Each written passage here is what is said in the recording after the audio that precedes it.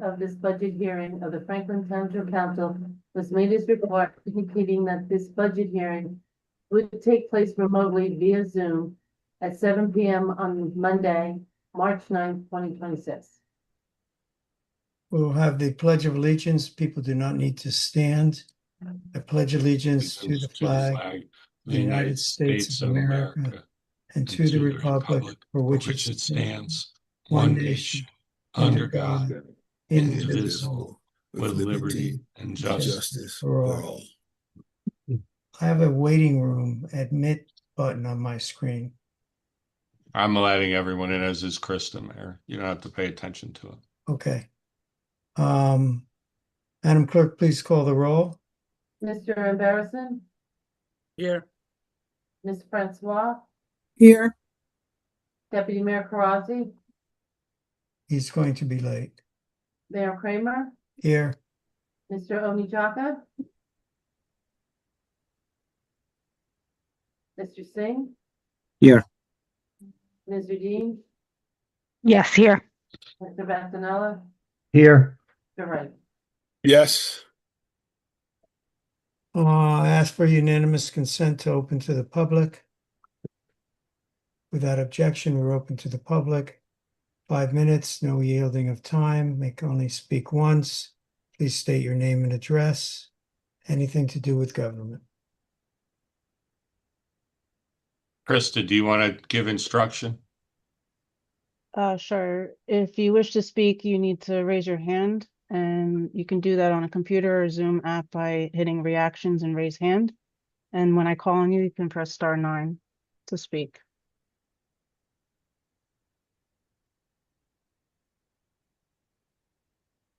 Since it's I do not see anybody. right, since it's awkward, I'll give it an extra second or two. Sure. All right, seeing no one, I ask unanimous consent to close public session. Seeing no objection, public session is now closed. Mr. Bornlocker, it's your meeting. Thank you. Kayla, you're first up. But I'm going to share my screen now. I'm actually going to go off video and share my screen here. And I am going to bring up this.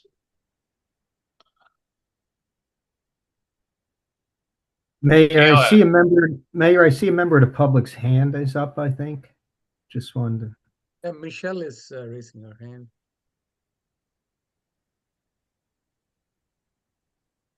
I don't see a hand up. I did on mine. I Somebody. saw that too. Yeah, It was late, and then she put it back down. Okay, I just wanted to allow that, maybe someone was having All right. delayed reaction with the Are public. you asking that we reopen to the public? To be safe, I would say we should, just in case. Oh, here, why don't we just hold on just before. Could you allow Michelle Peterson to unmute, please, Krista? Looks like she's, I'm unmuted. Can you hear me? yes. Yes. I was just going to ask if chat has to be disabled because. Yes. Okay. I mean, how many of us from the public are here? Would it be You and one other, but the chat function has to be disabled because we're not monitoring the chat and we're not answering questions from the chat. All right. Gotcha. That's all I Okay. had. Thanks, No guys. problem. Thanks, Michelle. All right. Back to the manager. Okay. Now I believe I am sharing my screen. Can you see it? Yes. Yes. Okay. Well, I'm going to stop because I can't see it. And I need to see it. So now I'll share it again. Okay. Okay, so the first budget is our municipal court. We have here tonight with us Kayla Martinez, our court administrator. Kayla, are you there? I am here. Okay, so council, the municipal court budget for 2026 is proposed at $33,750. That's a $1,450 increase over last year's budget of $32,300. Kayla, do you want to speak to the changes in your budget? We There's some went, decreases and some increases, I see. yeah, in decreases in notices, because the state is now doing notices for us, and mailing as well. Tickets, we're moving to e-tickets, so I don't have to buy so many ticket books anymore. And we have a new judge, so I needed to, you know, get stuff for him as well. So that went up a little bit. And that's pretty much it. And then I see there's an increase on professional consulting and specialized services. That's the translation That's the services. interpreter. Yeah, it just goes up every year a little bit. So you're a little bit over budget this Ye- past year. Yes. Okay.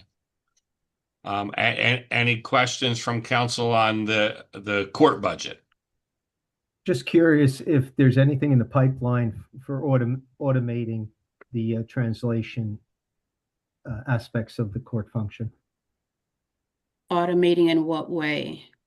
to go to a cheaper electronic version that carries languages. I know we only usually have a few, but just in general, I was just wondering if that's an area. Actually, we have quite a few translations required in the court, Councilman, and I believe that the translators are required to be sworn. Yes. So you can't swear in thank you. automated translation. That answers it. Yeah. There you go. The AI Okay. person, I just wanted. Thank you. That's it. No other question. Okay. Good. Now I missed a budget here, so I'm going to just stop sharing this for 1 second and share a different screen. If you just bear with me. The second budget for the municipal court is the prosecutor. So you should all see the prosecutor. This is more done by me than by Kayla. Kayla pays them by way of purchase order, but I prepare this budget. This budget is flat from 25 to 26 at $86,900. This is the salaries for the prosecutor, the associate prosecutor, and the alternate prosecutor. And there was no increase in their annual contract rates for 2026. So, and the reason why it's not fully expended is because the alternate prosecutor is budgeted at an amount that oftentimes is not expended because they're the fill-in should the other two not be available. So, any questions on that one? Seeing none, I'm going to go back to the other one now.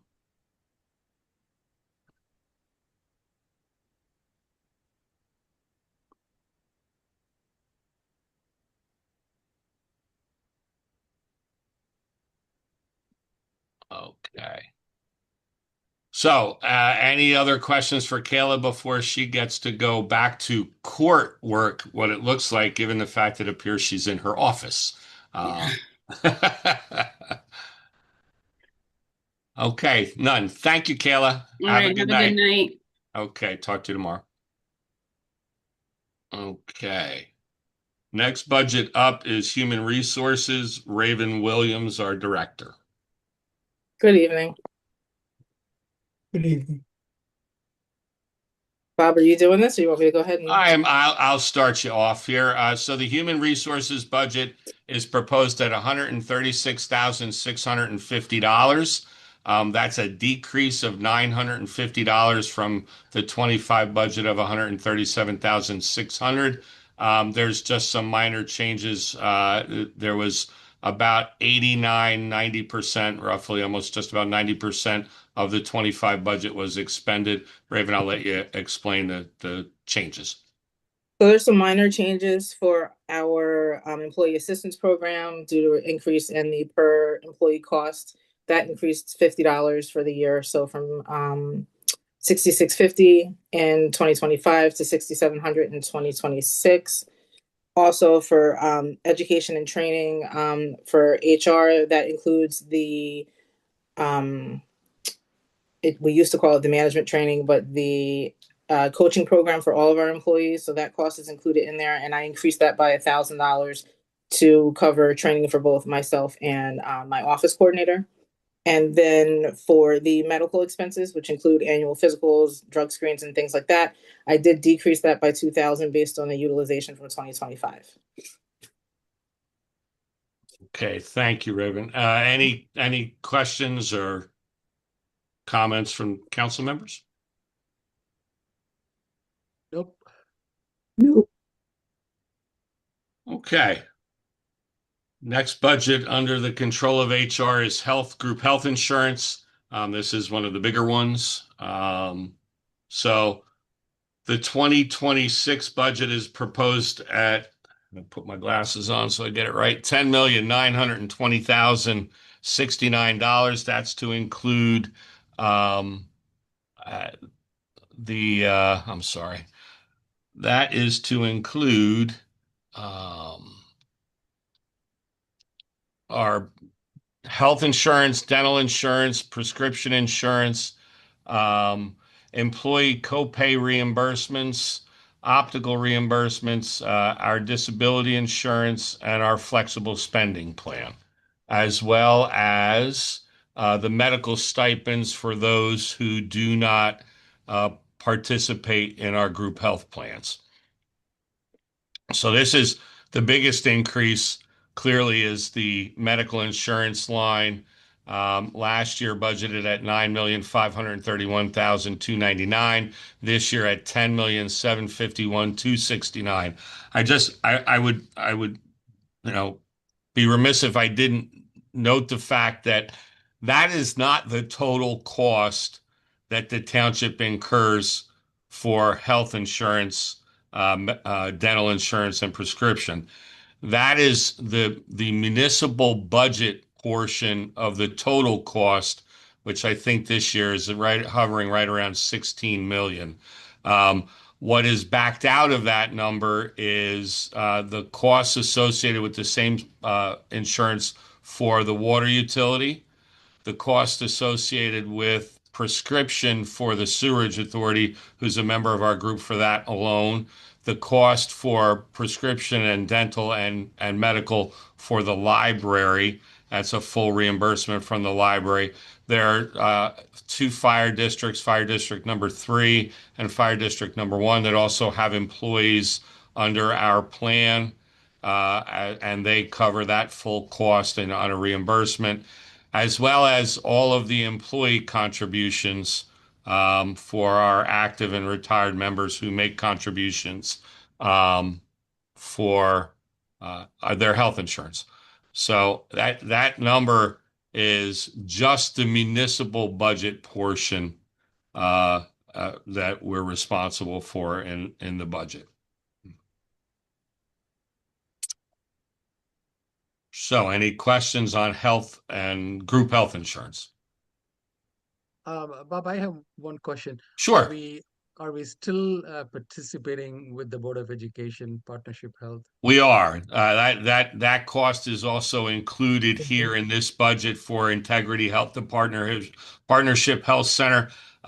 We did a full analysis, and an actuary did a study on where we're at with that as far as cost savings, and projected into the future for another 4 years beyond 2026, and it's anticipated that will continue to provide a cost savings overall by our participation in the Partnership Health Center with the Board of Education.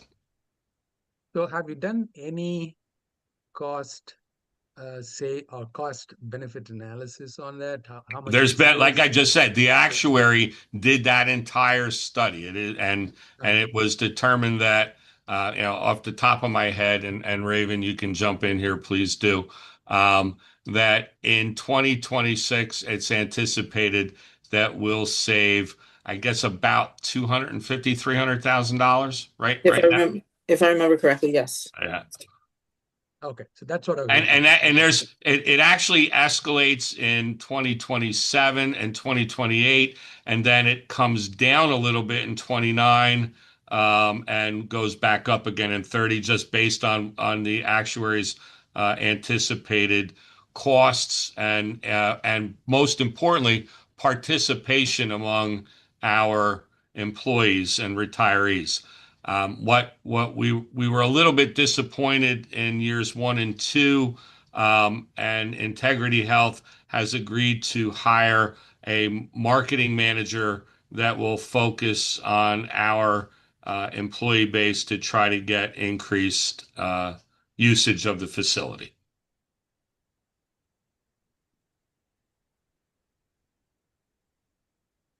All right.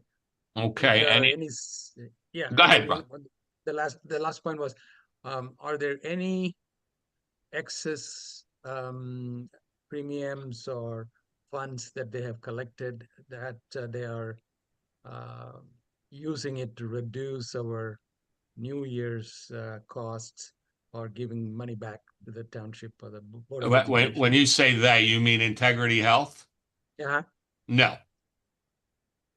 No, in fact, this is the first year where we will begin our phase in of the payments to the Board of Education to cover the operating costs for the facility. So our costs have increased pretty significantly over the prior year, but nonetheless, it's still, as you know, the anticipated cost savings are enough that we can continue to participate and see an overall cost savings on what we're paying out. You know, based on the fact that we're self-insured, every claim that's filed by a doctor or a pharmacy for something provided to one of our employees and retirees is we're paying out of our fund, this budget money. So the more we can decrease our payments out, the better we are in the long run. And that's why we're hoping that partnership, no pun intended, our partnership with Partnership Health Center and the BOE continues to pay off. I use it just as a note. I use that whenever I have to go on an emergency basis, and it works out great. Good. Well, it is a nice partnership. service. Absolutely. Yes. It is a good service that we are able to provide. So Bob, are you saying that 1.2 million is a part of that cost increase for the partnership? Yeah, so that is part of the overall cost of our health insurance. Yes. Okay. Everything on this sheet is everything that we budget outside of those other things that I mentioned earlier. Obviously, we don't include those other things because they're funded by another entity, be it our own water utility or the other agencies that participate in our group plans. But that does include that $1.2 million increase does in fact include the increase with Integrity. Yes. Okay. Okay. Any other questions on group health? Nope. Okay. Well then, thank you, Raven. I will see you bright and early tomorrow morning. All right. Have a good night. I promise I will leave my office and not sleep here. So All right, sounds good. I'll see you then. Okay. Thank you. Bye. Next up is our assessor, who I see on my screen, John Gillooly, our new assessor, getting right into the heart of things with our assessor budget.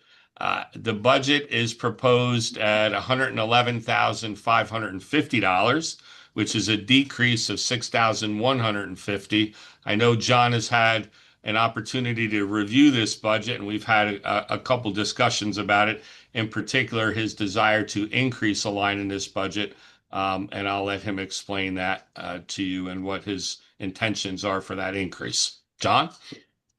Thank you, and good evening to everybody. The lion's share of my budget is for professional consultant and specialized services. These are the appraisal experts, appraisers who we hire to defend tax appeals. They go to court and charge us for that. They prepare appraisal reports and charge us for that type of work and consult and negotiate with the taxpayers who appeal. That budget last year was at $90,000. It was not undersubscribed. It wasn't billed, that line item wasn't billed that much. So we decided to reduce that by $10,000. It's 72% of the budget. So that saved us quite a bit on the bottom line. The items that have increased are things like postage and printing, which are kind of just an inflation adjustment, because obviously we know the postal rates are increasing typically every year.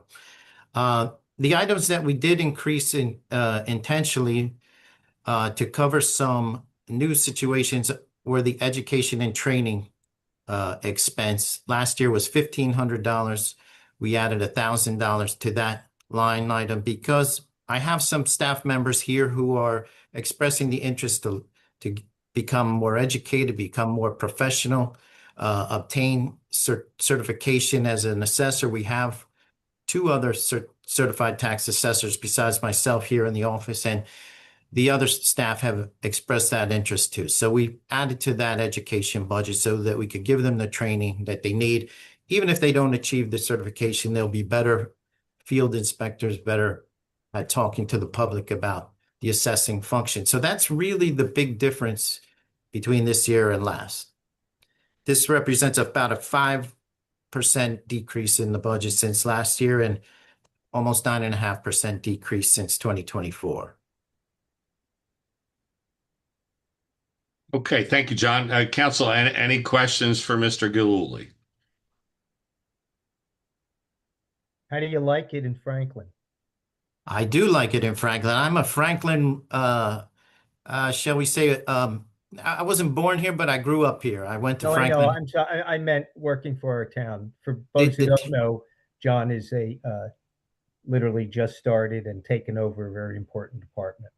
I find it to be very well run. I was talking to Bob about this today. The other municipalities that I've worked in, some of which for 18 years or so, are not nearly as organized and as structured as the township, and I appreciate that because it's a mark of a well-run organization. Well, thank you, and I know that doesn't have anything to do with the budget. I just thought people should know that we have a new assessor, and we have a lot of faith in how you're going to perform. Thank you. And I appreciate you bringing that to the attention of the public, Councilman. I was going to do it, and I think it's appropriate that someone on council does it. So thank you. I appreciate it. No, thank you very much. I do. You're welcome. Thank you. The other budget that is associated with the assessor is the tax appeal refund budget. Bob, sorry, just yes. I Sure. was looking at that one. If you could go back previous, real quick. Just right here. The train. I know. You mentioned about the training. So did that go up by 1,000? Is that the overall increase? That's correct. Up by 1,000. Correct. Up by 1,000, and that's to get our resources up to speed with education and training for this year, right? Yes, correct.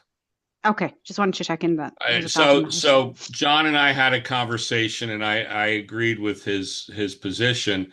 There are members of his staff that have expressed an interest in furthering their education as it relates to becoming a certified tax assessor.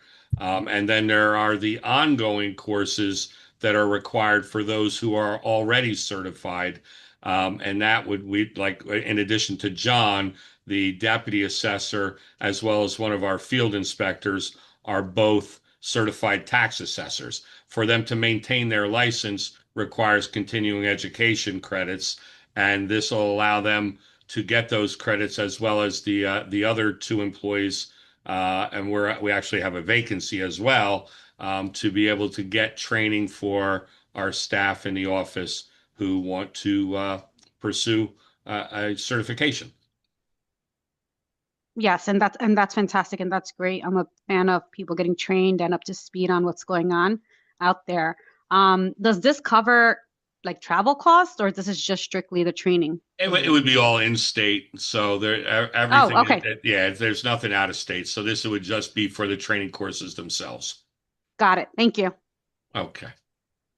Just for Okay. example, there was a seminar last Thursday that Kathy and some of the staff attended. It was in South Brunswick. So that's the kind of travel we're talking about. That's a close travel. Thank you. Okay, so the next one, as I was jumping ahead, is the tax appeal refund. Um, so, and we'll talk as we go through this budget process about a few other places where what I'm about to say is the case. Most budgets on December 31st, once that comes, the balances in those budgets return to fund balance, and we start anew on January 1st. This is one of those budgets where when there is a balance, that balance goes into reserve for future use. Over the last several years, for going back to really 2023, um, we have had good success in tax court where we have not needed to rely on this fund to a great extent. And through either actual tax court hearings or negotiations prior to tax court hearings and settlements arranged through the assessor's office and those property owners. And these are the big property owners. These are commercial, not the County Board of Appeals for residential properties, but for the commercial property appeals, which are often multi-year appeals. That there has not been a need to fund this in any significant fashion. So we've been able to do right around $5,000 a year, which is what we're proposing in 2026. You can see the balance of our tax appeal reserve as of 12/31/25 sat at 2,690,553.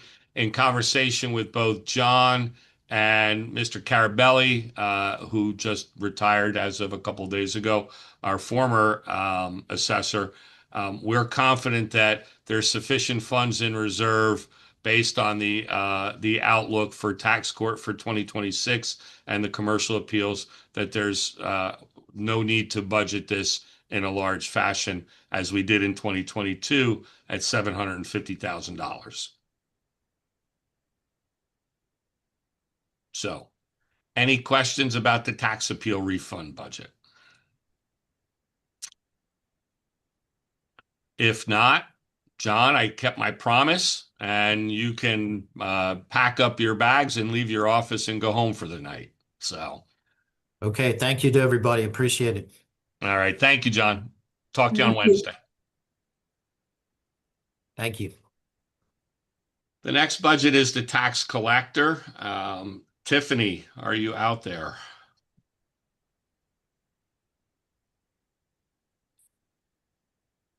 Yes, good evening. I'm here. There you are. I see you. Okay.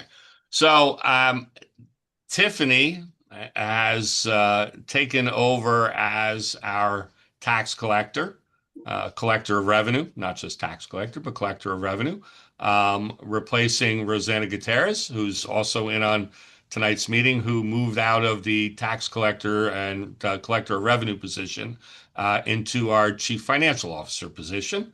So we've had some movement recently over the last month or a month and a half.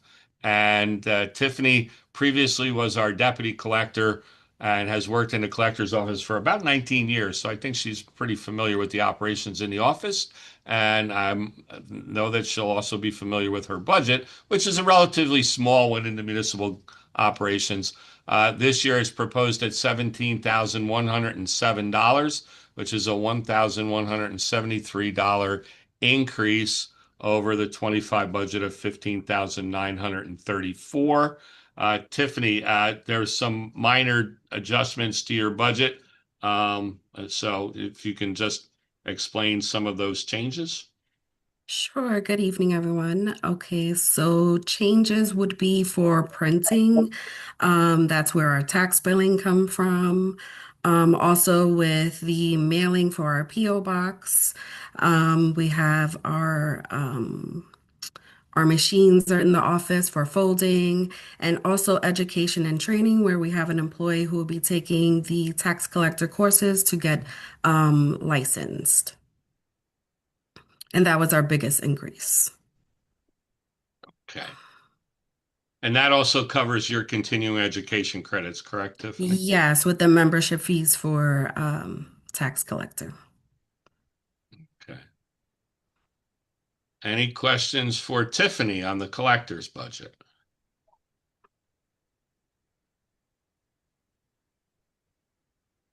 I'd take that as a no. Tiffany, you got a quick one tonight. So thank you for being here, and I'll see you tomorrow morning. All right. Good night. Thank you. Planning Board, Land Use Director Mark Healy. Good evening. So the Planning Board, which is our planning and zoning department budget, is proposed at 186,250, which is flat from 2025.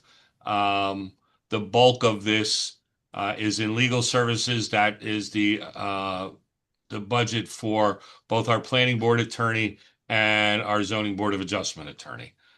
Mark, anything that you'd like to discuss on this budget? No, I think you captured it. Okay. So council, any questions for Mark on the planning and zoning budget for 26? Nope. Mark has a few with us tonight, so he doesn't get to leave quite as quickly as Tiffany. The next one Mark has is the Historic Commission. And I'll just touch on this one because Mark and I actually had a second conversation about this afternoon. This was originally proposed at $1,000. I reduced this budget down to $500 because you can see going all the way back to 2023, there's been relatively little money spent out of this budget. This budget is intended primarily to fund any courses that members of our Historic Commission need to take to carry out their role on the commission. And we've had kind of a steady number of people on the commission over the last couple of years, so there really hasn't been any reason. Now, Mark brought it to my attention that perhaps now that we're a certified local government historic commission, that there may be some additional costs. And I still think we should be comfortable with the $500 budget for 2026, while there may be some expenditures this year over and above prior years.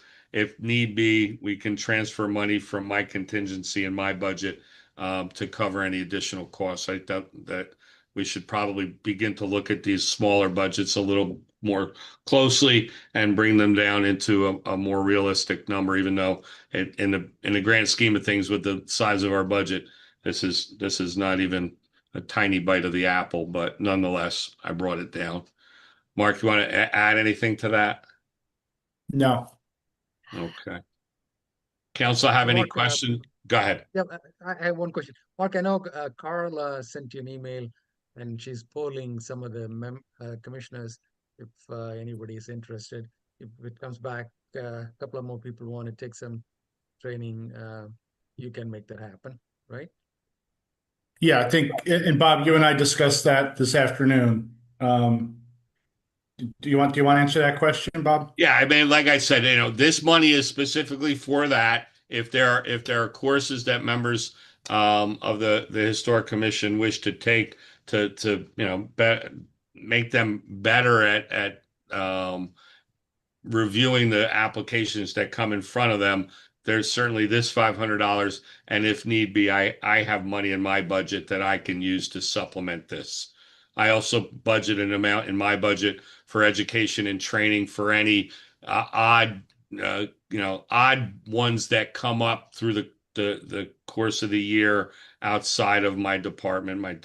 I have a tiny department, so there's only 3 of us. But we can certainly find the funding for that if they find something worthwhile for attendance. Good, thank you. Okay. Okay, next one is Environmental Commission. The Environmental Commission is proposed at $17,575, which is an increase of $4,925. The bulk of that increase is in other contractual items, which is the contract with Tara Kenyon to provide sustainability services to the Environmental Commission and to that's for the work she does for the Environmental Commission, the work she does as the coordinator for the Township Green Team, as well as any other sustainability projects, such as that most recently the health assessment that she and Safi Callan did back in 2024 into 2025. So that is an increase in that contract for Tara primarily. Her contract is for $15,000. So that'll give you an idea. It's at $15,625. So There must be an error on one of the columns, Bob. why I'm is that? looking at 25 budget at 17,050.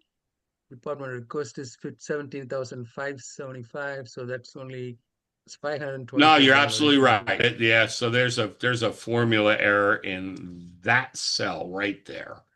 And I have that one actually on my computer. And I can tell you that it is not a $4,525. It is a 200, not even 200, 175. So that's there's a formula error in that cell. But you're absolutely correct. Thank you. There's a $175 increase in one line and a $350 increase in another line. So that's actually the increase is $525, not $4,925. Thank you. Sure. Okay. Any questions on Environmental Commission? We'll make that correction before we prepare the budget document, Councilman. All right, so Mark has one more. Engineering. So the engineering budget is proposed at, and this one has a mistake too. Oh, no, that doesn't. It's just, that's the wrong budget. So the far right column is the temporary budget, not the difference. So that it's actually the next to the last column to the right is the difference. This is proposed at 141,345, which is flat from 2025. The biggest line here is 028 at 133,900. That is the contract with Center State Engineering to provide township engineering services. And this budget was pretty close to being fully expended in 2025 at just over 95%. So what is a temporary budget? So you adopt a temporary budget in January at your first meeting so that we can function until we adopt a permanent budget. Usually I hide that column, but I guess I missed it on this worksheet. So that's the amount of money that we have to fund it until we adopt a permanent budget. Oh, okay. All right. And then those numbers just get absorbed into the full number once you adopt the budget. Budgeting in New Jersey is crazy. We don't pass a budget till what, April? Yes. One would think you would pass a budget prior to the year starting, but this is the way they do it. And it's primarily because the state doesn't release state aid figures until the end of March, right around there. So until you can, state aid is part of your revenue annually. And until you know what that number is, you really can't complete and adopt a budget with an incomplete number for revenue.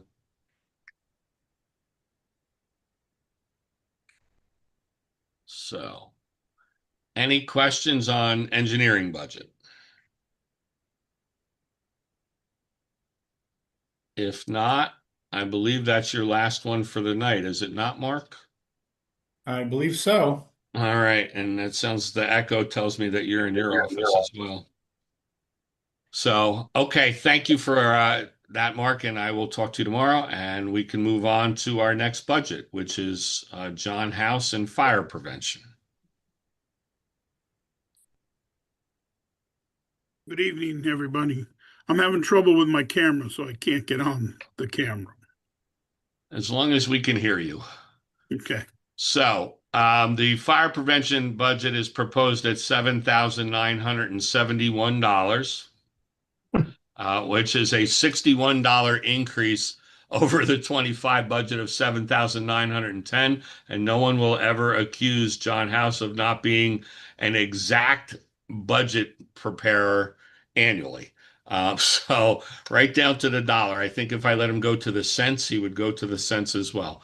The significant changes here are books and publications are at 1,091, which is a reduction of $1,149, and an increase in professional association dues of $1,210 from 420 to 1630. And John, I'll let you explain that and any other things you need to talk about.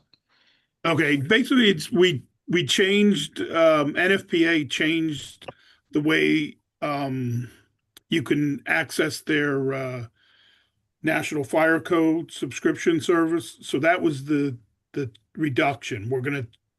We did it this year and we're gonna do it next year. We're gonna use this new service, which is adequate for us. So we save money. The increase though is not all of our staff are members of the International Association of Arson Investigators. And it's really like a professional association that we should all be members of. So that's the increase there. I'd like to add all of the staff to that.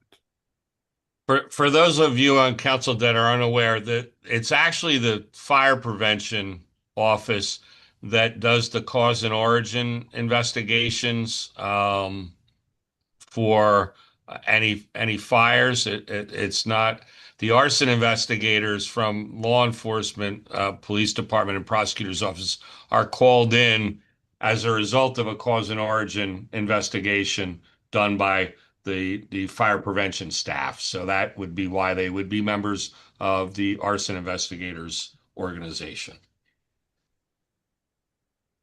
Is that a national credential, John, that is awarded with so many hours of training or CE or anything like that, or just a membership? Well, right now we only have one member who has chosen to go on and get certified, but he's done that at his own expense. And I'm not proposing that, although I wouldn't deny doing it, but the person did it, on their own, took a number of courses and everything above and beyond what's required. Okay, thanks. Sure. Okay, any other questions for John? Okay, thank you. John, thank you. Have a good night. Okay, thank you. Construction code and our construction official, Barry Wilbur. Evening. So the construction code budget is proposed at $311,766, which is an increase of $99,991. And I'll touch a little bit on this one. The biggest increase is in what is line 077, which it's an interesting, we had to put it somewhere. It falls under telecommunications, which is fax, email, internet, but it really isn't fax, email, internet. What it is this is the document imaging program for the scanning and digital storage of all of our construction code documents. It's in addition to other, this project is also part of the clerk's office, the engineering department. It's kind of a broad project that's been ongoing for several years. You see in 2024, there was $180,000 budgeted, but only $3,700 extended. The prior year, there was $186,000 on $180,000. We took a break on funding because we had sufficient funds to carry us through 2025 without additional budgeting in 2025. But we've reached a point now where we need to increase budget again in 26. And we settled on a number of 80,000 based on what we anticipate the contractor's ability to perform during the course of 2026. There was also an increase in software licensing for 19,991. The construction code budget is a little bit different than most budgets in that it mirrors. So they also provide a budget to the Department of Community Affairs. The construction department operates under the umbrella of the State Department of Community Affairs. They're all licensed uniform construction code inspectors and subcode officials, and Barry certainly as the construction official. But the reason why it's different is there are things in a construction budget that generally you will not find in other department budgets, even though they may avail themselves of those services, such as legal office supplies, which are centrally located. And the reason for that is that their municipal budget should, in all of these things, reflect the budget that is completed for DCA. DCA looks toward a budget that includes every aspect of expenditure for the construction department. They are calculated for rent, for heating and cooling, utilities, all of the costs of operating the construction department are reflected in the DCA budget. So it's a little bit different than a normal department budget. So do we have any questions for Barry? I have one comment, Bob. Sure. Similar to what you just heard John House say, our budget item for books, which we in our department is mostly consisting of code books, the state has not adopted new codes. They normally adopt them every 3 years, and we're going on almost 6 years now, and they haven't adopted any. That's why you see no expenditure there. But like John said, they now have this new system doing it electronically. I can't get all of my books electronically, but it would be quite a cost savings. I think the number I was quoted from NFPA was approximately $500 to give us 6 licenses. So that would be all of my code officials would fall under those 6 licenses. $500 to have all the NFPA books, including our code books, with small exception, that would be a heck of a savings. And I already talked to my staff, and they're all for it. We like doing things electronically. Some exception, like the National Standard Plumbing Code, that's just not available at this time electronically, and there are 1 or 2 other ones. So that just wanted to mention that. Thank you, Barry. Any other questions for Barry? Okay, construction has 1 budget, so Barry is done for the night. Thank you, Barry. I'll talk to you tomorrow. Next up is recreation, and our recreation director, Stephen Dahl, is here. I saw him.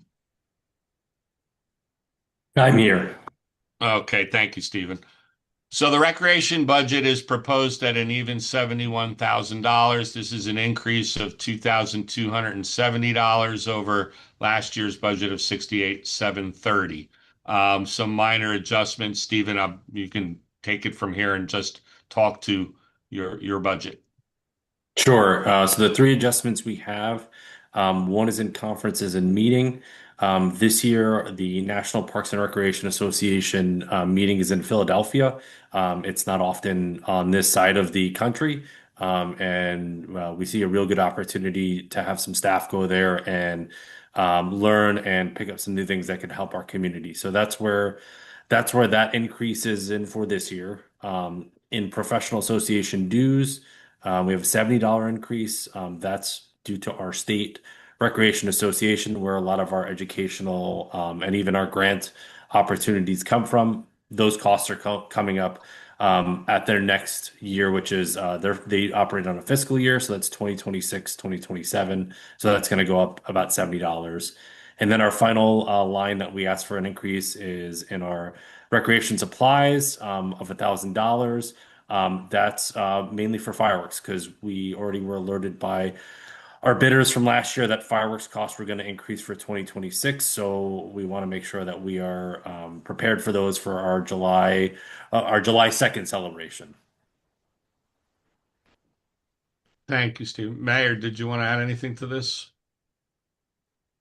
Well, we were talking about some money for the Franklin 250 budget. Celebration of our 250th birthday happens to be this year. So I was thinking about souping up the fireworks and getting some reenactors. So I was wondering about adding $25,000 for that. Hopefully we won't need it. Everything we've done has virtually been paid for, not quite. But there's more money that the Franklin 250 has raised. Hopefully we won't need the 25, but the way we have to budget, you have to put it in.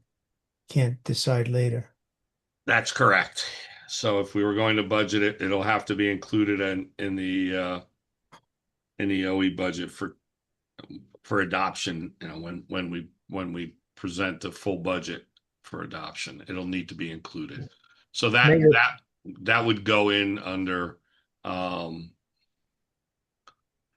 guessing that it would go under the same line as that we budget the fireworks because that's what we're talking about is additional activities related to the Franklin 250 celebrations.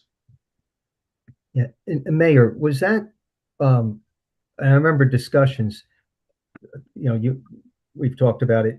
Is that 25,000 in addition to whatever the annual fireworks amount is set for, or is it just bringing the total up to 25? No, it was in addition, and it wasn't just for fireworks. I am trying to offset this, and so that we won't actually have to spend it, is by seeing if we can get someone to sponsor. Right, I know, and we had talked about we don't need to get into that now. I remember in that committee, which you're involved with, and I also attend, is doing a fantastic job with budgeting and not asking for money. I'm just wondering if then should, just for technical purposes, should it be under a line item having to do with events? If some of it may be used separately, it doesn't matter to me. I support that for this one-time special occurrence. But And that's a fair question. Unfortunately, there is no such budget for me to put it under. So that, and in fact, the 4th of July fireworks show has been budgeted under this line in the budget annually for quite a long time. You can see going back, this budget actually came down significantly in 2025 because we did move some of the costs. We reduced the expenditures, where we should say the expenditures were about the same, but the budget was higher in 23 and 24, and we brought that budget down in 25.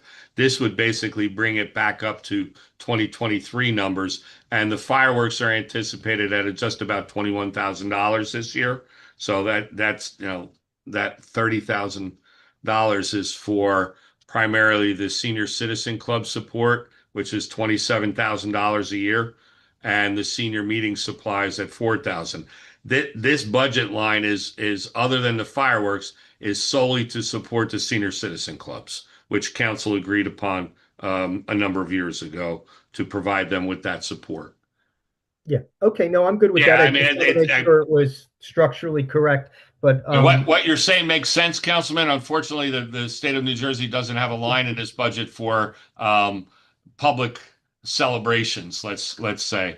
So we put it in here because it needs some place to be budgeted. Got it. Okay, that's the only thing I had. Okay. Well, hearing nothing else, Stephen has one other budget, which is kind of a simple one. I have a comment on Sure. the fireworks. I think some municipalities or some organizations are going toward drone-based, LED-based fireworks, quote unquote. Is that something that we should look at for the future? That is. Go ahead, Mayor. That's what the sponsor is really about. They're extremely expensive. A 15-minute show of 100 drones is about $20,000. And I didn't want to make that expense on the town. I'm trying to get someone to sponsor that. And you may see a manufacturer's or a corporate logo at the beginning of the fireworks spelled out by the drones if we get that. But I think that's worth it. So the mayor and I met with a vendor who does the drone shows at the League of Municipalities convention in November. And the estimate that they gave us then was a 20-minute show with 250 drones would be about $45,000. So that's why the mayor has backed it down to a smaller number of drones and perhaps a shorter show. But nonetheless, he's actively pursuing a sponsor for the entire thing. But if that's the direction that we choose to go, and we'll need to decide that relatively soon, because it is the 250th anniversary of our country. Fireworks around the 4th of July not only have become a little bit more expensive, but there will be a lot more entities, municipalities, and nonprofits who will be doing fireworks displays right around that time of the year. So we'll need to go out to bid relatively soon, because that is a biddable item for us every year. And so that's where we're kind of juggling a lot of things and trying to get the best that we can. And the mayor's working very hard on that sponsorship. So let's hope that that comes through. Very good. Thank you. Okay. Next one up for recreation is senior transportation, which apparently I forgot again. So let me get it up on my screen. I'm just going to stop sharing here for 1 second because I have it here. Amber, I guess that's the other one I forgot. Okay. Senior transportation. This is for the county transportation department to provide the transportation services for our seniors, both to the senior center for senior club activities, as well as providing transportation for things like grocery store trips and medical appointments for those who utilize the service. This service has been an annual contract I did for as long as I've been the town manager, and then some, and it's increased by contract by 2% annually. And this year it's proposed at $96,157.27, and that is for the operation of the bus. The bus itself is owned by the township. They maintain the bus and they provide the driver for the bus to provide the service. So my only question would be, this is an area I think would be worth investing if necessary. How do we know that we have the availability and everybody that's being served, or everybody that needs to be served by this type of service is being served? I don't. How do we know? Do we know? Yeah, I mean, Stephen can talk to the buses and the people who utilize it. Go ahead, Stephen. Yeah, we get a monthly report on ridership, and also who the riders are. Again, as Bob mentioned, for 3 days a week, it's used by our senior clubs that meet at our building. So we directly know who's using it and who isn't using it. Thursday and Friday, we don't physically know. We just get the ridership report, and I can certainly share those if need be. And I was just wondering if when people call in, or I don't know if they call in or do it online or both, but that they typically that need it, that there's not a delay or like we're, there's a day a week that we need to have someone stay an extra 2 hours. I just wonder, I'm not saying we're not underserving. I'm just wondering if it's a hardcore 2%, what is the evaluation process to see that? The answer is it would cost us far more than $96,000 to pay one full-time bus driver. They require a CDL with a passenger endorsement, and the bus operates 5 days a week. And like Stephen said, provides transportation for those who make reservations Monday through, well, the 3 days a week for the club meeting days for the various senior clubs, as well as providing transportation services at other times for grocery store trips and doctor's appointments. The services are provided throughout Somerset County and 5 miles beyond the boundary of Somerset County for medical appointments. They have to make a reservation and then they're provided the service. I'm not aware of anyone who has said that they weren't able to make that reservation and have the service provided. That's never been brought to my attention that that's happened. So as far as I know, and Stephen gets the monthly reports on ridership, the service is utilized.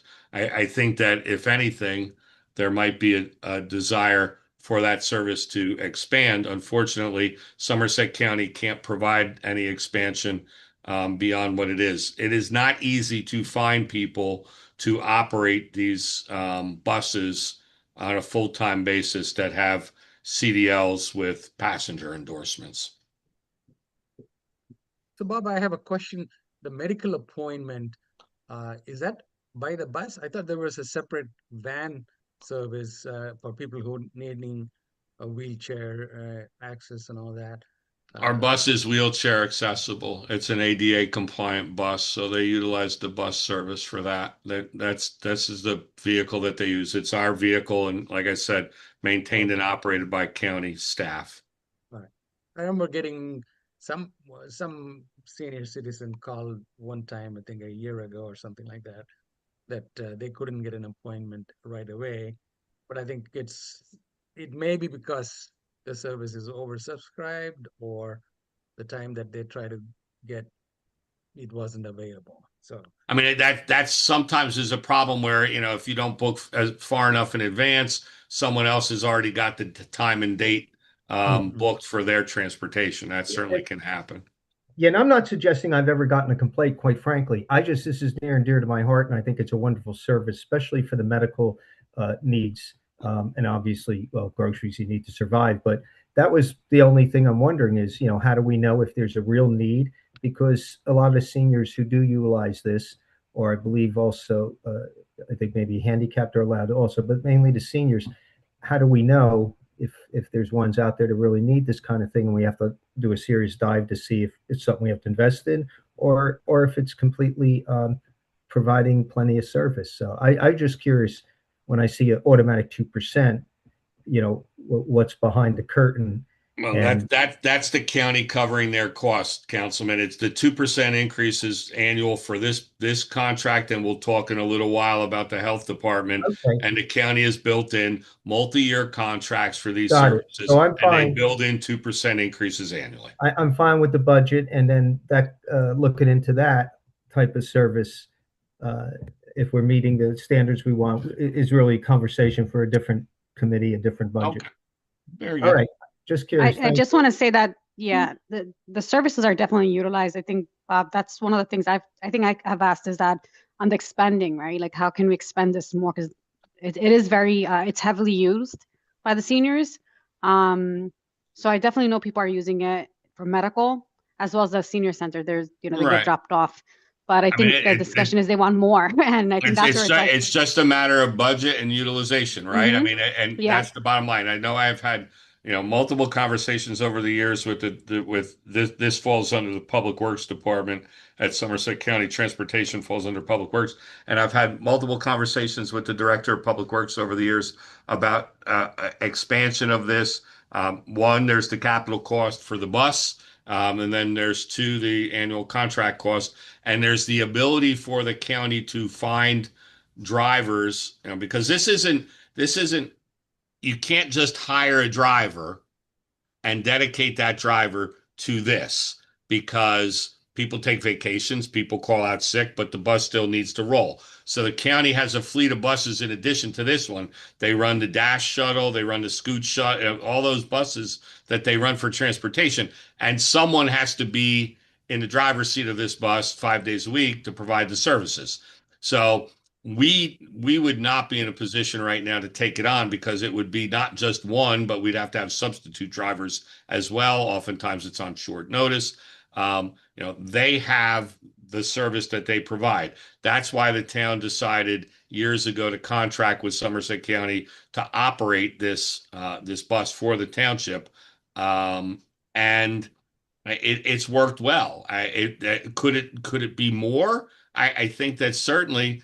If we were to run 2 buses, my guess would be that it would be about $202,000 and change. It would be double, right? I mean, that's pretty much, I think, where Somerset County would land on this. The issue is, would they be able to find the necessary personnel, and we would have to have the capital expenditure for the bus. That's the only way that we could increase it. And that just sounds logical, and it is logical. So, like, it sounds like there's interest to, look into it in our committee structure. And, sure, and that's where it should be discussed. That's absolutely where. Find out the information, and if there was to be a change, it would be next year. That's correct. I think the question for Councilman Barson is, I believe, if I recall, there's time slots. So if they just were to book it like the day of it, you're not going to get a spot. It's very heavily utilized by the seniors. So you do have to book in advance. Yeah, I heard it only once all these years. I think it's no, fair question. I got it a couple of times as well. But fair question. That's how I knew about it, that there's slots. And everybody's getting older, and I'm glad that a lot of people are staying, hopefully going to stay living in Franklin their entire lives. So I just see this as something. And again, we'll look into it through committees. But thank you for the interest. Okay. All right. Well, then, Stephen, I think you are done, and I am going to go back to my original document here and share that again.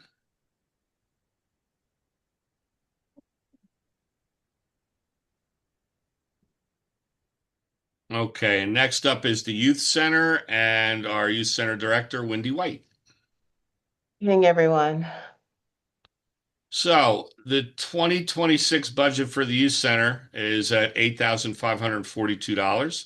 That's an increase of $675 over the $7,867. Just before we get to Wendy and this particular budget, that number may sound low, but the overwhelming majority of programming is funded either through grants or the Recreation Trust. So that's why we have a small budget for a great deal of activities taking place at our youth center. So, Wendy, anything that you'd like to comment on our contract here?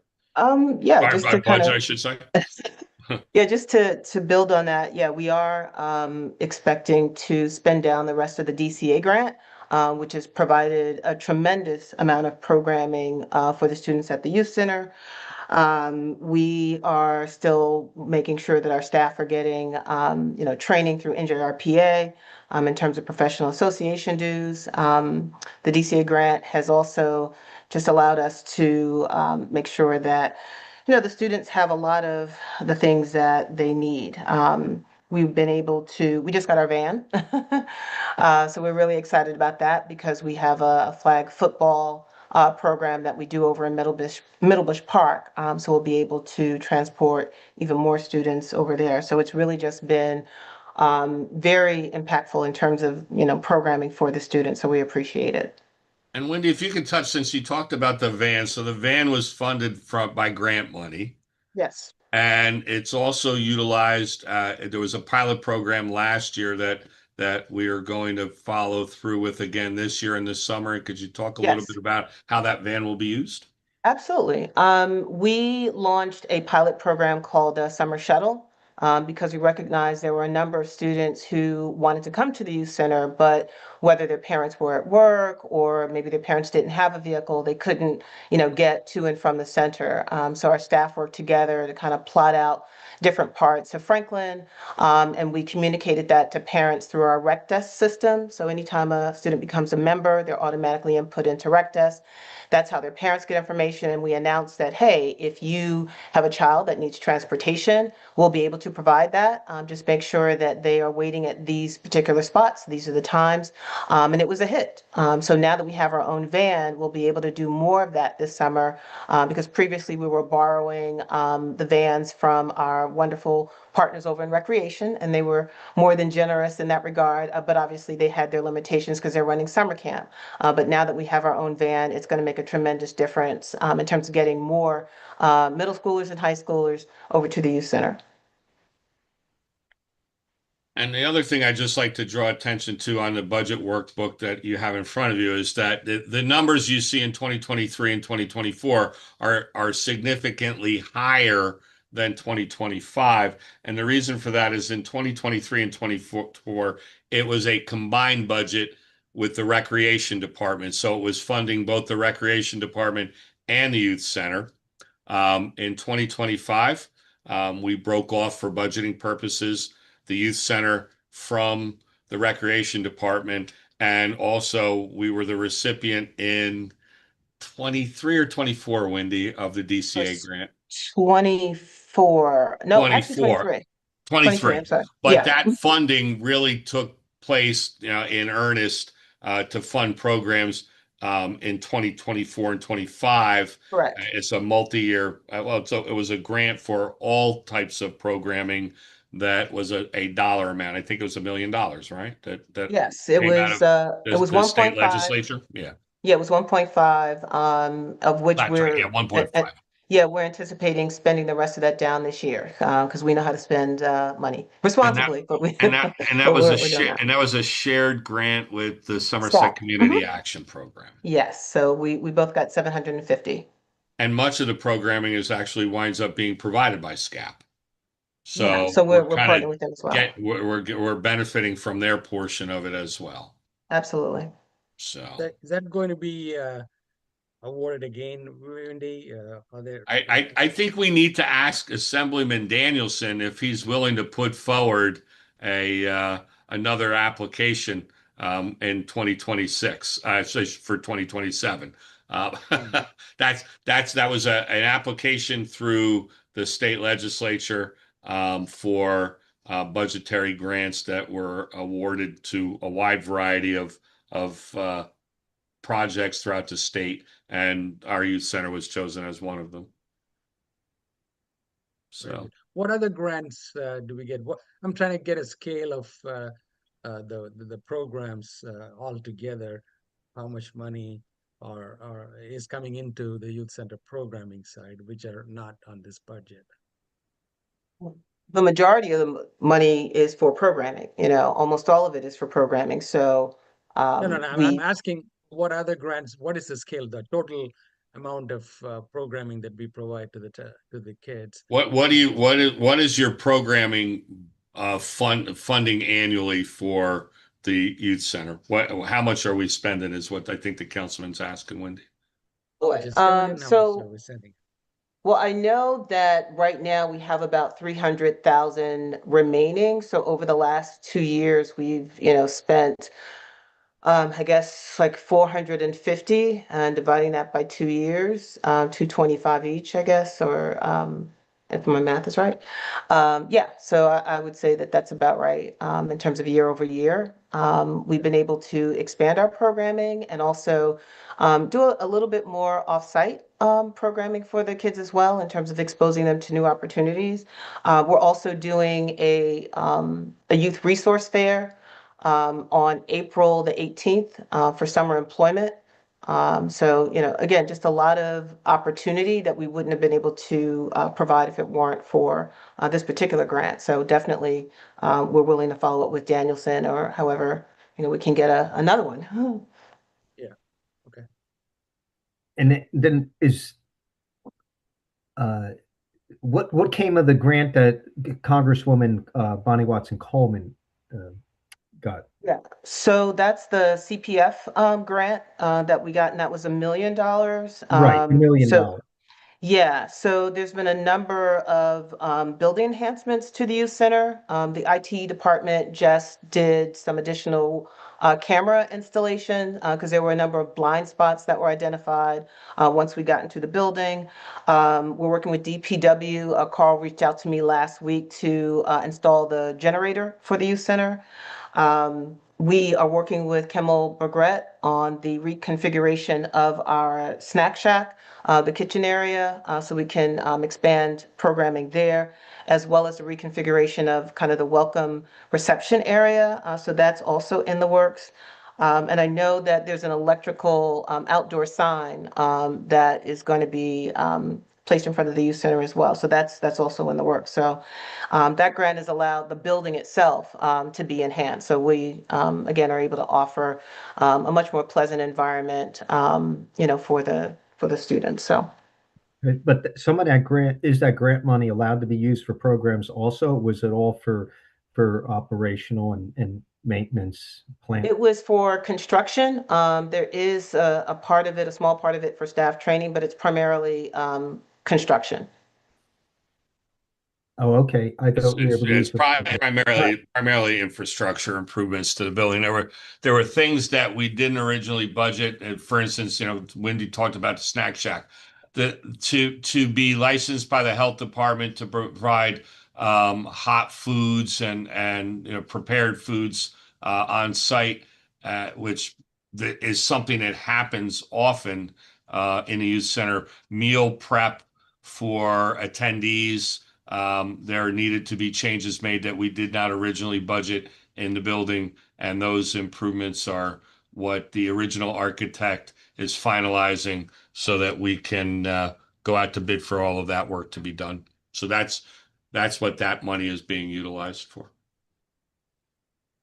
Things that we didn't originally put into the budget for the building when it was built. Okay. Any other questions for Wendy? Okay. Thank you, Wendy. You're welcome. Good night. Good night. And next up is our clerk, Anne Marie McCarthy, who gets to go through this meeting and the next one, even though she doesn't have a budget for the next one. So the clerk budget is proposed at $70,424. That's an increase of $8,630. And I will let Anne Marie tell you about her increases and her budget. So the majority of the increase is $5,000 for the code supplement. As a result of recodifying, we haven't had a supplement since the end of 2024. And we've done many ordinances since then. So the first supplement to the new code that we have is going to be huge. And so I increased the budget by $5,000. There's a $1,600 increase for our offsite storage. That keeps going up, but hopefully sometime this year we'll be taking those records back from Access and bringing them to our own storage facility. And then we won't have this, hopefully I won't have this line item next year. So the goal here is just so council understands. So when the Board of Education completed their build out at the former Consulate of Mission, one of the things that they built there was a maintenance building for all of their maintenance staff and maintenance equipment. That was previously housed in the former town hall located on Amwell Road and Alcott Street, across the street from Middlebush School. That building has been owned by the township for all of these years that it was utilized by the Board of Education for their, at various times, the transportation department was housed there, and then their maintenance staff and maintenance equipment for all of the schools throughout the district were housed there. They are now out of that building. That building has been inspected and determined to be satisfactory for the storage of documents. As you can all imagine, we have a tremendous amount of documents that the state of New Jersey requires us to keep some of those documents forever. We ran out of space a number of years ago and began to store documents off-site. That's what Anne-Marie was just alluding to. We anticipate that not only will be able to bring those files back to store locally at the building on Amwell Road, but also be able to free up space in our other buildings that are bulging at the seams. The municipal building has no space left for storage. The police station has no storage left. And the Public Works Garage loft, which is houses a great deal of our permanent records, are also at capacity. So this building will be put to use in that fashion. And that is for those records that can't be digitally stored and destroyed. There are a number of documents that the state of New Jersey requires us to keep the original document, and in many cases permanently. The police department records are currently housed in secure storage in the municipal building, and they have, as years go by, their permanent records grow significantly. So that's the purpose that we're going to put to the old town hall and store records there on site to try to save costs related to offsite storage. So I'm going to take you back to the earlier item for the $5,000 increase. I thought I heard from Anne-Marie that since 2024, there've been a number of ordinances, and therefore we are spending that money for recodification. The head here is professional and specialized services. So who are we paying this money to?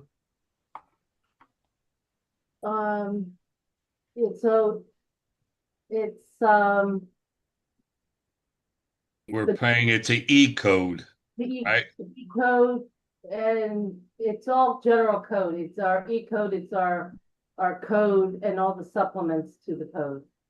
There's a contract that we have with a company called General Code to maintain our code book.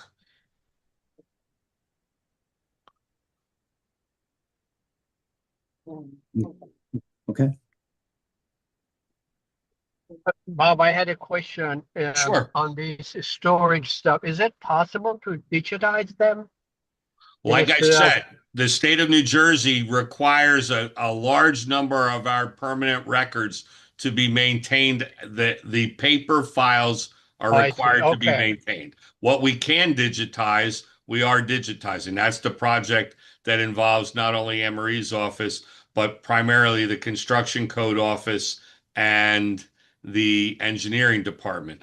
Things like site plans and inspection records and permit applications all can be digitized and then destroyed. But there are a number of records that we're required to keep permanently in paper form. I agree that it's not logical, but it's the law. And there's also there are many records like in finance and purchasing that we are only good for 7 years, and they're massive, but to digitize them would cost them more than that $80,000 that we're paying. And you only need to keep them for 7 years. So there's really no justification as to digitizing them. It would cost more to digitize them than to put them somewhere and wait the 7 years and then have them destroyed. Right. We store for 7 years and destroy annually the 8th year. Yeah.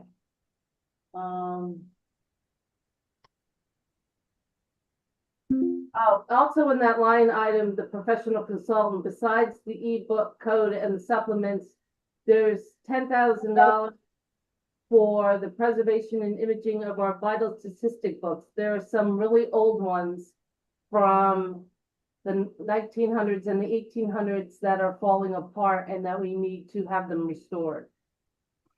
Because those are permanent. And those can't be digitized because you don't want, they're, you know. They're fragile. They would be destroyed by the, Also, confidential. You know, you don't want them out there and people seeing all that information out there. They're considered vital and confidential. And another increase is $1,000 for Bring Your Child to Work Day.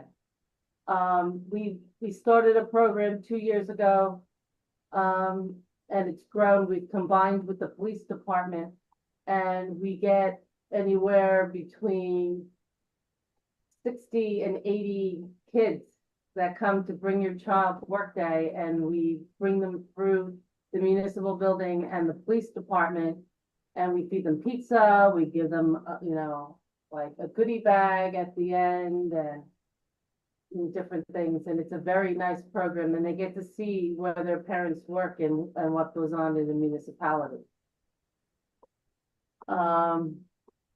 And there's $1,000 for conferences and meetings. That has to do with, I have 2 staff members that are actually sitting for the registered municipal clerk exam. If they pass, they're going to have to start going to conferences and meetings and such for CEUs. And one of the best ones for the 2 of them, since they're also registrars, is going to the league, because they have an all day on Tuesday classes for registrar, and then Wednesday would be the ones that they would use for their clerk license.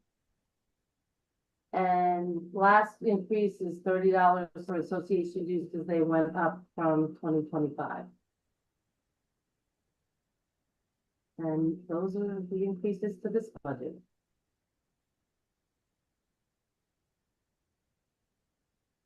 Any other questions for Anne Marie on clerk budget? If not, then we're going to move on to the next, which is your budget, mayor and council. The mayor and council budget is proposed at $20,490, which is a $192 increase over 2025. So I had gotten a request from a council member for getting printed shirts that are all the same for council. So I put in $500 in the printing and binding line item for that. And our association dues actually decreased by $308. So that's the 192 increase to the line item. And that's all I've got for mayor and council. Which one went down, Anne Marie? I don't know. I'm looking at it right now to see if I can figure out. Mayor and council, hold on. League of Municipalities actually went down. Yeah. Okay. Checking my notes. Any questions on the council budget? Okay, next one is election budget. This is the horrible one. So elections. Printing and binding, which is what we pay for the printing costs of sample ballots. And we have no control over how much it costs because it's all done by the county, and then they send us a bill after the primary. And last year's bill was over $12,000 more than the year before. This year, I increased that 12,000 and added another 10 because we have multiple different ballots this year. So that will jack the price up more because we have the Ward 1 council person, and then we have the county committee, so that there's 51 different ballots because you only see your district on your ballot. So I'm hoping that this is enough and it doesn't go over. Otherwise, I have to find money in various other budgets to do it, but it's the cost for the main cost that really gets me is that they base the number of sample ballots on the number of registered voters. And the number of registered voters, according to the county, is 45,936. And I find that hard to believe that we have that many registered voters because we only have just over 68,000 or just under 70,000 people. So basically they're telling us that every adult is registered and it's only the children that are not registered. Because they don't go through the list and take people off like they in a timely manner, we get hit with our primary costs being based off that number, and that number goes up every year. As someone who's knocked on many a door, especially in apartment areas, there's several surnames there. And Yeah. when you ask about them, they say, no, they don't live here. They don't live here. They don't live here. Mm-hmm. And so the Board of Elections really needs to go through the list and remove voters, whether they passed on or moved, or they haven't voted in 2 presidential elections. Is that so? That's what the benchmark is, right, Anne Marie? If they haven't voted for 2 presidential elections, they're removed from the roll. Mm-hmm. So if somebody's dead or moved away, they stay on until they're dead or moved away for 2 presidential elections. Are we serious? We're serious. Well, I know this isn't the place to have a discussion about it, but is there any recourse, or are we just a victim of Well, that's whatever the you state. call That's that? the state law. But the issue is, does the county Board of Elections actually remove people when they don't vote in 2 presidential elections? And I will tell you just from personal experience. I continue to receive sample ballots for one of my sons. He has not resided in the state of New Jersey since 2013. I believe we've had at least 2 presidential elections in the last 13 years or 12 years. And I continue to get a sample ballot every year for him. So I think that the county Board of Elections needs to purge that list and do a better job of bringing it down to at least just to be in compliance with the law. I'm not going beyond that, but they need to be in compliance with the law, which says that they should be removed. And I can tell you firsthand, my son has not been removed. Yeah. Okay, go on. Okay. Well, that's it for elections, unless you have other questions for I elections. have a $600 increase for other contractual, which is our lease with the armory, because that goes up every year. And yes, the federal government charges us to use the armory as a polling location.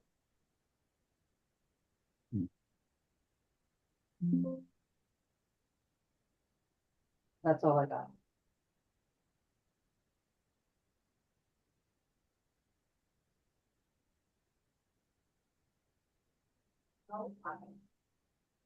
Purchasing. Purchasing. Emery, you're done, but you have to stay. So the purchasing budget I will be handling because our purchasing agent is currently on medical leave for an extended period, and she prepared this budget. I reviewed this budget with her, and now I will tell you what it entails. The purchasing budget is proposed at $134,660, which is a $16,415 increase over the 2025 budget. And all of that $16,415 is in the postage budget, which is just reflects the increase in the USPS postal rates. The remainder of the budget is flat from 2025 and covers things such as equipment and repair and maintenance of a number of copy machines that are available for use. The larger copy machines in the print room, print file room, and her conferences and meetings for CEUs, her professional dues, and copy paper, which clearly, because we have to continue to keep paper files for the state of New Jersey to be satisfied we're maintaining our files properly, we need to have the paper to make those files.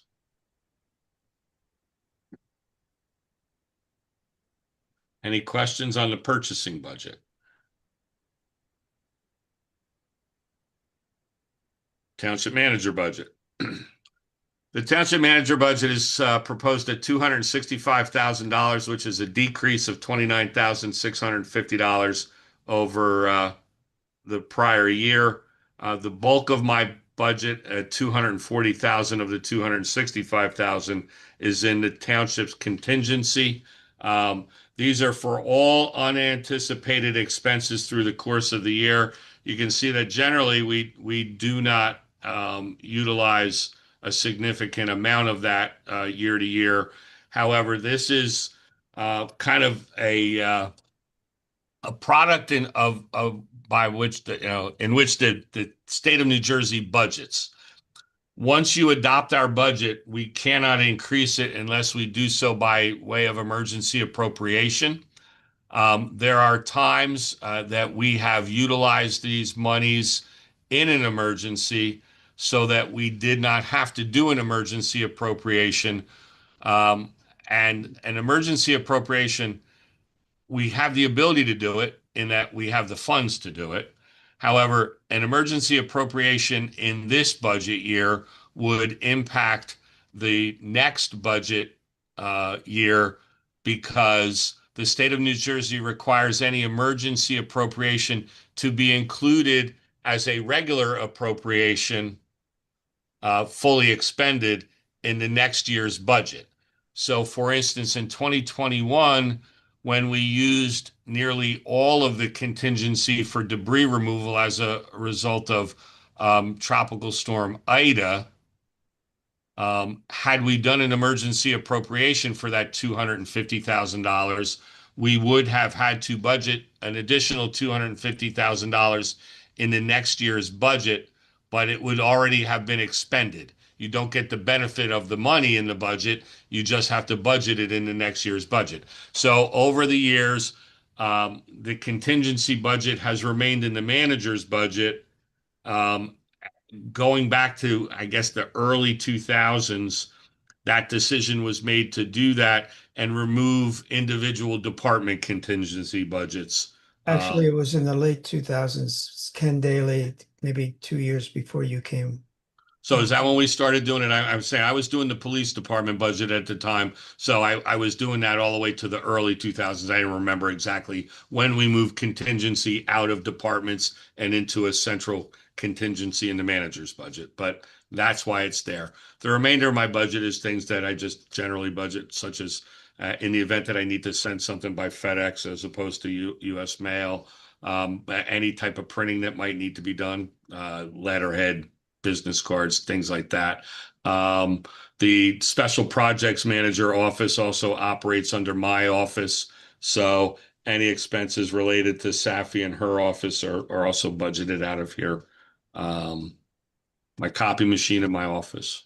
So someone might look at this and say, we're taxing people for $210,000, $215,000 that we don't need to tax. What happens to the money that we don't spend? Well, it goes back to fund balance.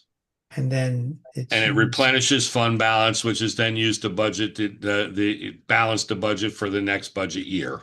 So essentially the unused funds in this budget line refunds itself eventually. Well, it does. And like I said, though, that in the event that it's necessary to make an expenditure of that size, the detriment to not having this is then having to do an emergency appropriation, which has zero impact on the current budget year. You just take money from your fund balance and do your emergency appropriation. But then in the next year, you have to take that full 300,000, 250, whatever it is, and add it to your budget, which goes to your appropriation, which then affects taxes in that next year, and you get no benefit from the funds. Right. Here, the funds just return back to fund balance. Okay, any questions about the manager budget? Oh, one other thing that the decrease here is primarily in office supplies. The office supply budget, which you see generally is expended pretty close to the number of $50,000. Office supplies are centralized other than two departments.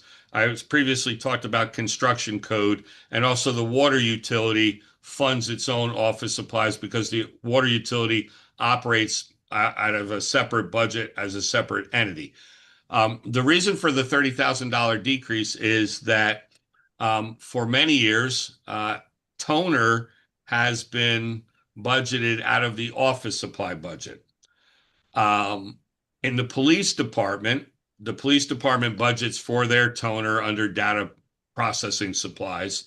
I made the decision this year to move toner out of the office supply budget and put it into the IT budget. You'll see on the 17th when we do the IT budget that there is a new line for data processing supplies in the IT budget, and that will be specifically for toner for all of the different printing machines, whether they be the regular office printers, the large scale color printers that exist in, say, the recreation department and the engineering department, the plotter printers that are in the engineering department and the public works department.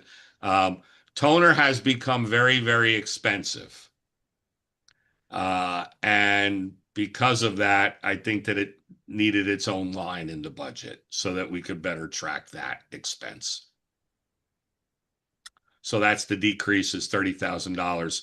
You see, $30,000 is about what we spent on toner last year, give or take, and out of a $50,000 office supply budget. So office supplies itself, to fund office supplies for the entire town, minus the water utility and the construction department, is not a great deal of money. But factor in that toner, and it really becomes a significant number. So that's the manager budget. Economic development. So I covered for the purchasing department because the purchasing agent is on medical leave, and I'll cover the economic development budget because the economic development director retired effective March 1st. And there is no one in that position, so I will do the budget. It's a basic budget at $15,500. There is $10,000 that we budget annually in the event that we are in need of any consultant or specialized services. Books and publications I've removed from the budget because there is no longer a need to purchase books or publications. Everything is available online. Conference and meetings. Mr. Dominic was so kind as to attend the League of Municipalities. I would say on his own dime, but it really wasn't on his dime. It was on his wife's dime because she's a vendor at the League of Municipalities, so he was able to stay there without any cost. And so there's that is one of the more significant costs for conferences and meetings. And then there are the association dues, which I'm not quite sure why year to date is only at $500, but it was. But that is actually what funds our membership in the Somerset Business Partnership. So it was paid. I'm not quite sure though why it didn't get caught up. I did the year-to-dates as of 12/31, and for some reason that hadn't gotten caught up in the system yet. It may have been processed just after the first of the year. So that is economic development. My hope is that by the time we do this again next year, there'll be someone new in that position and it'll be someone else presenting the budget.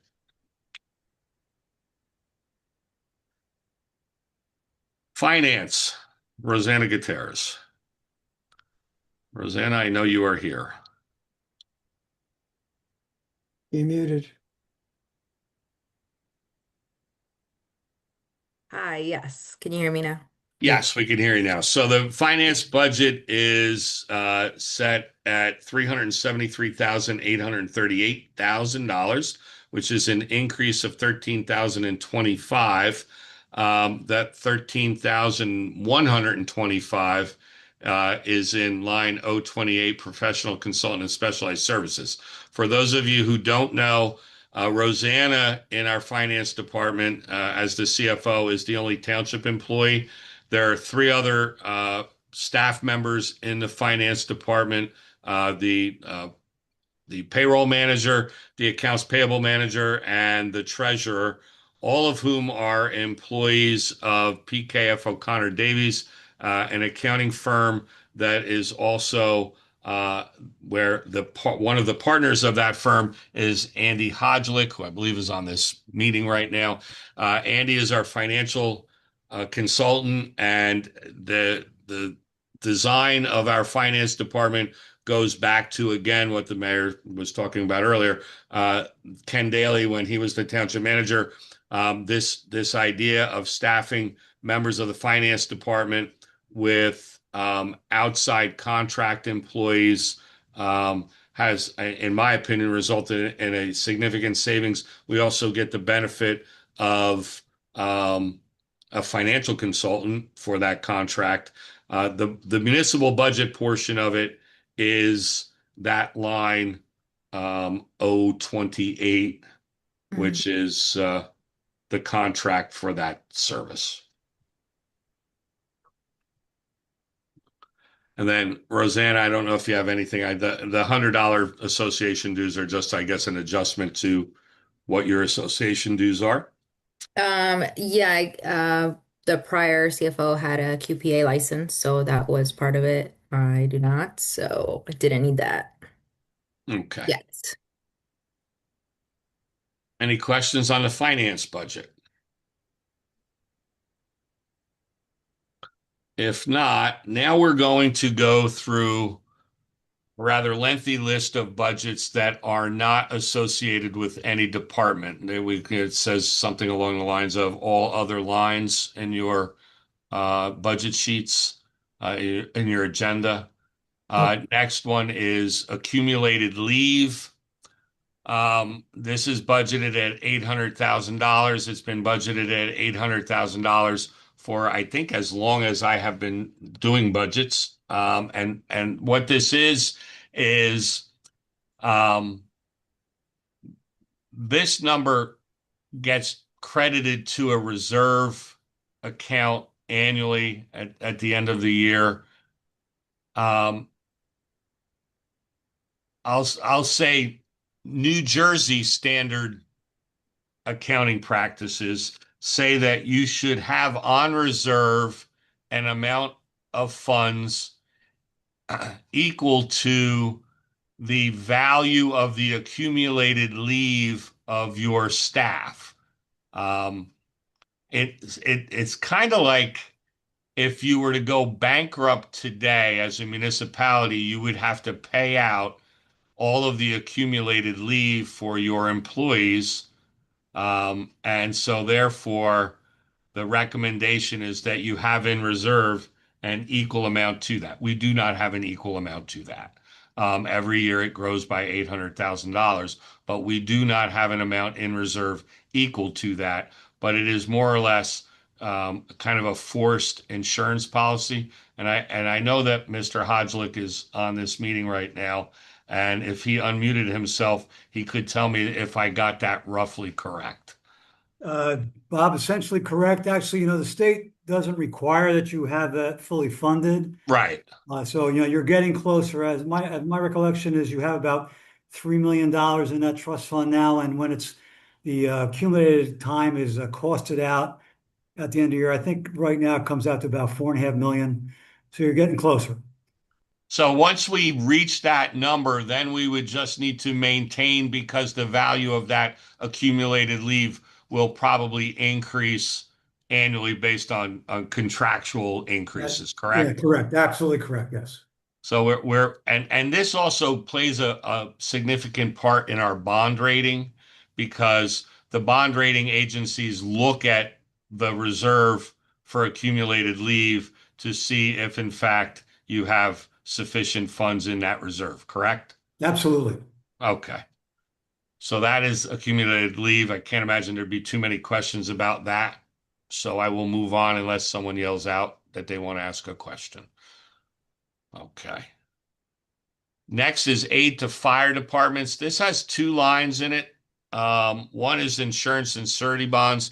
The township holds is self-insured for a life insurance policy for all of our volunteer firefighters. That's another reserve account that this money goes into that trust at the end of the year for unexpended. There's sufficient monies in the trust. We previously had budgeted it as high as 26.5. We're budgeting it at $10,000. I think it's a $7,000 or maybe $10,000. I'm not going to remember. I apologize. I thought, no, it's not seven. It's a $10,000 life insurance policy on all of our volunteers. If they die while under active duty or they're life members of their individual fire company, they're eligible for that $10,000 life insurance policy. The second line, aid to fire districts, is state aid. This is a pass-through. It's formula driven. Each fire district receives an amount based on their size. The funding comes from the state of New Jersey. We receive it, and then we pay it out to the individual fire departments. So this is one of those cases where there's an appropriation with an equal on the go ahead, spit it out, Bob. Revenue side. Thank you. So revenue and appropriation are equal. So that's aid to fire departments. Next is audit services. This is just for our annual audit. Suppley Clooney is our auditor. Their proposal for 2026 is $52,500. The contract was awarded to Suppley Clooney in January by council at your reorg meeting. So that's their anticipated cost for our annual audit. Contingent. This is one of those little quirks of the New Jersey budgeting process. Every municipality has to have a contingent. We could, I guess, in fact, take it out of the manager's budget and put it here, but I'm just following past practice by keeping it in the manager's budget rather than budgeting it here. But the state of New Jersey says that every municipality shall have a contingency budget, and here it is, $2,000. This money has not been spent, and to my recollection, not only during my time, but previously. And this is another thing, Mayor, that will just return to fund balance at the end of the budget year. Just one of those quirks of their budget laws. Next is debt service. This is the amount of money we pay for all of our bond debt service. This year's budget is a total of $4,553,275. That's a $45,500 increase. There was a decrease in interest debt service, but an increase in principal that exceeded the decrease in interest by the $45,500. Aid to first aid squads. This is something that's done annually based on the volunteer EMS, which is at present the East Millstone First Aid Squad, the Kendall Park First Aid Squad, and the Rocky Hill First Aid Squad. And the way that the money is divvied up annually is by the number of calls handled, the percentage of calls handled based on the total handled by the volunteer EMS squads. The bulk of our EMS calls are handled by Robert Wood Johnson, who is a billing EMS service. The volunteers handle less, but that's how this 58,000 is divided up. I can tell you that last year, if you look at my notes here,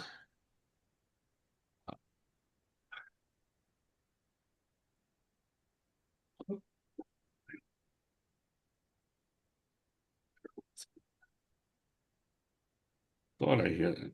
No, I just thought I had it. It was the bulk, probably about half of it went to the Kendall Park First Aid Squad. About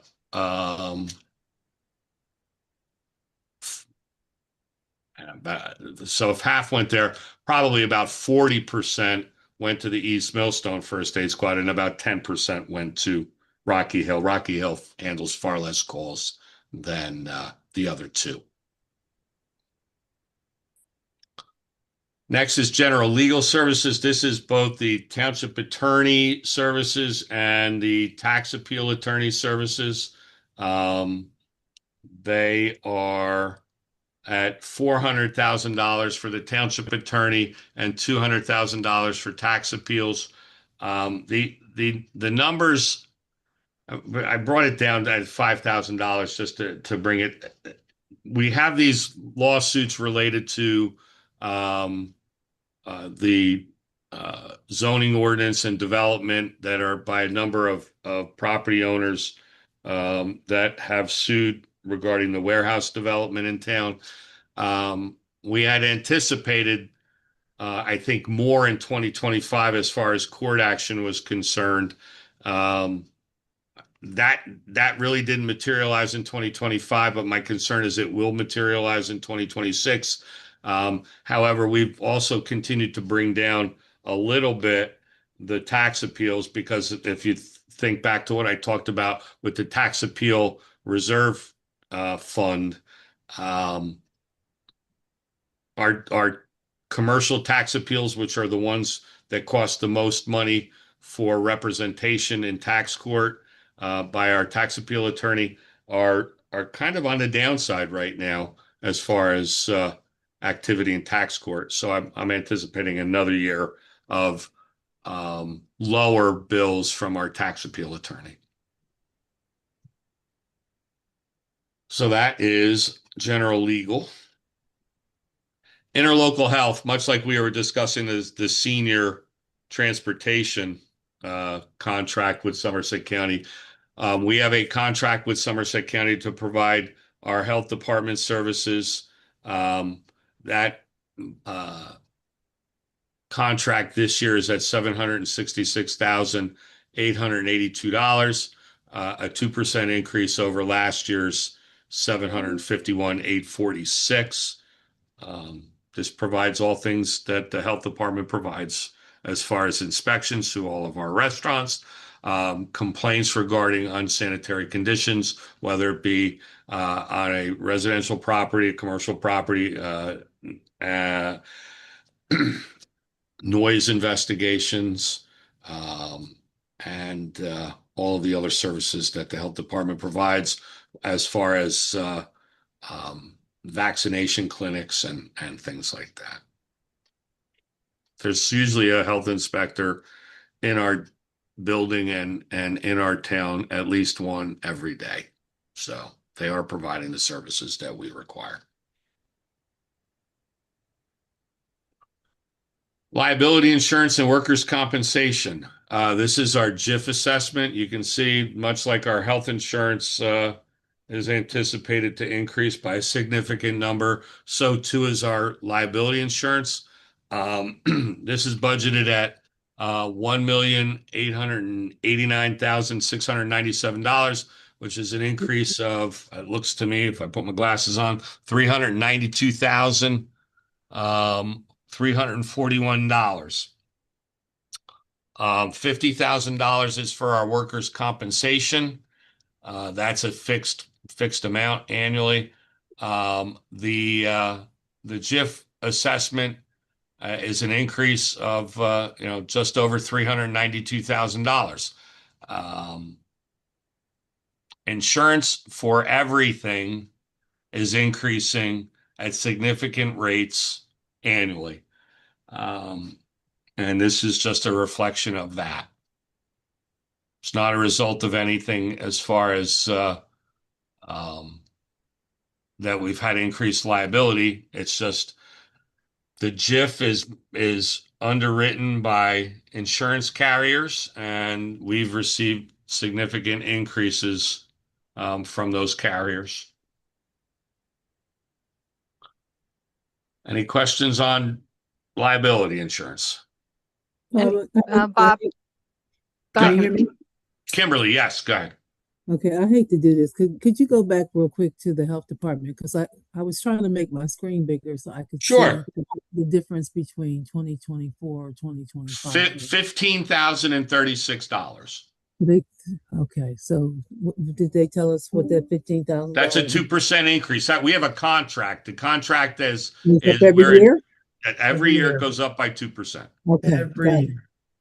Okay, thanks. That's all. Yeah, it's built into the contract, Councilwoman, and it's been like that since we've had a contract with Somerset County to provide those services. They've increased by 2% annually. That's a huge number. So I saw the number. I was just like, wow, it costs a lot from where we started. It does. But I just look at it like if we had 9 employees in the health department, which was probably what we would need between inspectors, a health officer, and clerical staff. We often talk about this. A $50,000 employee costs $100,000 a year when you factor in pension payments and healthcare benefits and the like. So at $100,000 an employee, if you have 8 employees, that's $800,000 before you've purchased any cars, you put gas in any of those cars, or any of those expenses related to it. So at $766,000, it's probably a bargain. If we're actually getting access to 9,000 resources. I'm sorry, say again. I said, are you confident that we get access to nine resources? I think that we get the services that are based on probably a staff of 8 to 9 employees, because when you factor in the different types of inspectors, you have the sanitary inspectors, you have the environmental inspectors. So we would need 2 of each of those. So that's 4. You need a health officer, that's 5, and then support staff, right? So that the likelihood is that we would be somewhere in that 8 range for employees to run a health department for a town our size. And we don't have to have all of those other ancillary expenses like a fleet of vehicles for them to go out and do their inspections, the computers, the office equipment. And to be perfectly honest with you, we probably have to put an addition on the building because we really don't have space for the health department anymore. Yeah. Well, I remember why we made the decision. I remember why we made it too. Yeah. And big benefit to not having a director's position.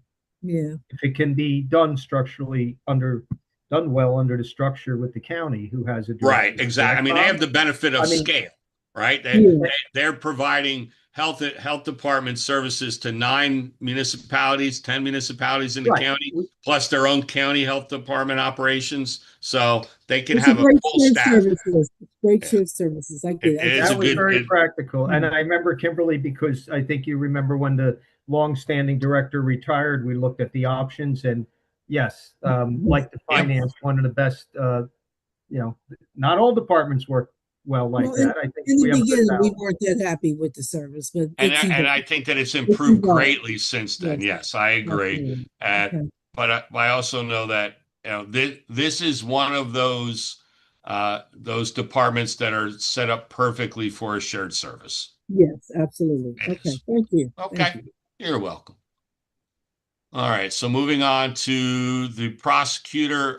Prosecutors are paid by contract. They're not employees. the municipal prosecutors. We have 3. And oh, we did. You know what? This is out of place. Now, Anne Marie, I know where it went. It went in a different place when I did the document before. We've already done this budget when we did the court. Okay. Yep. Public defender. That one's a little different. So the public defender is separate from the court because the administrative office of the courts insist, and I guess there's probably a law that says this, that the public defender is not part of your municipal court operations because of the role that they play.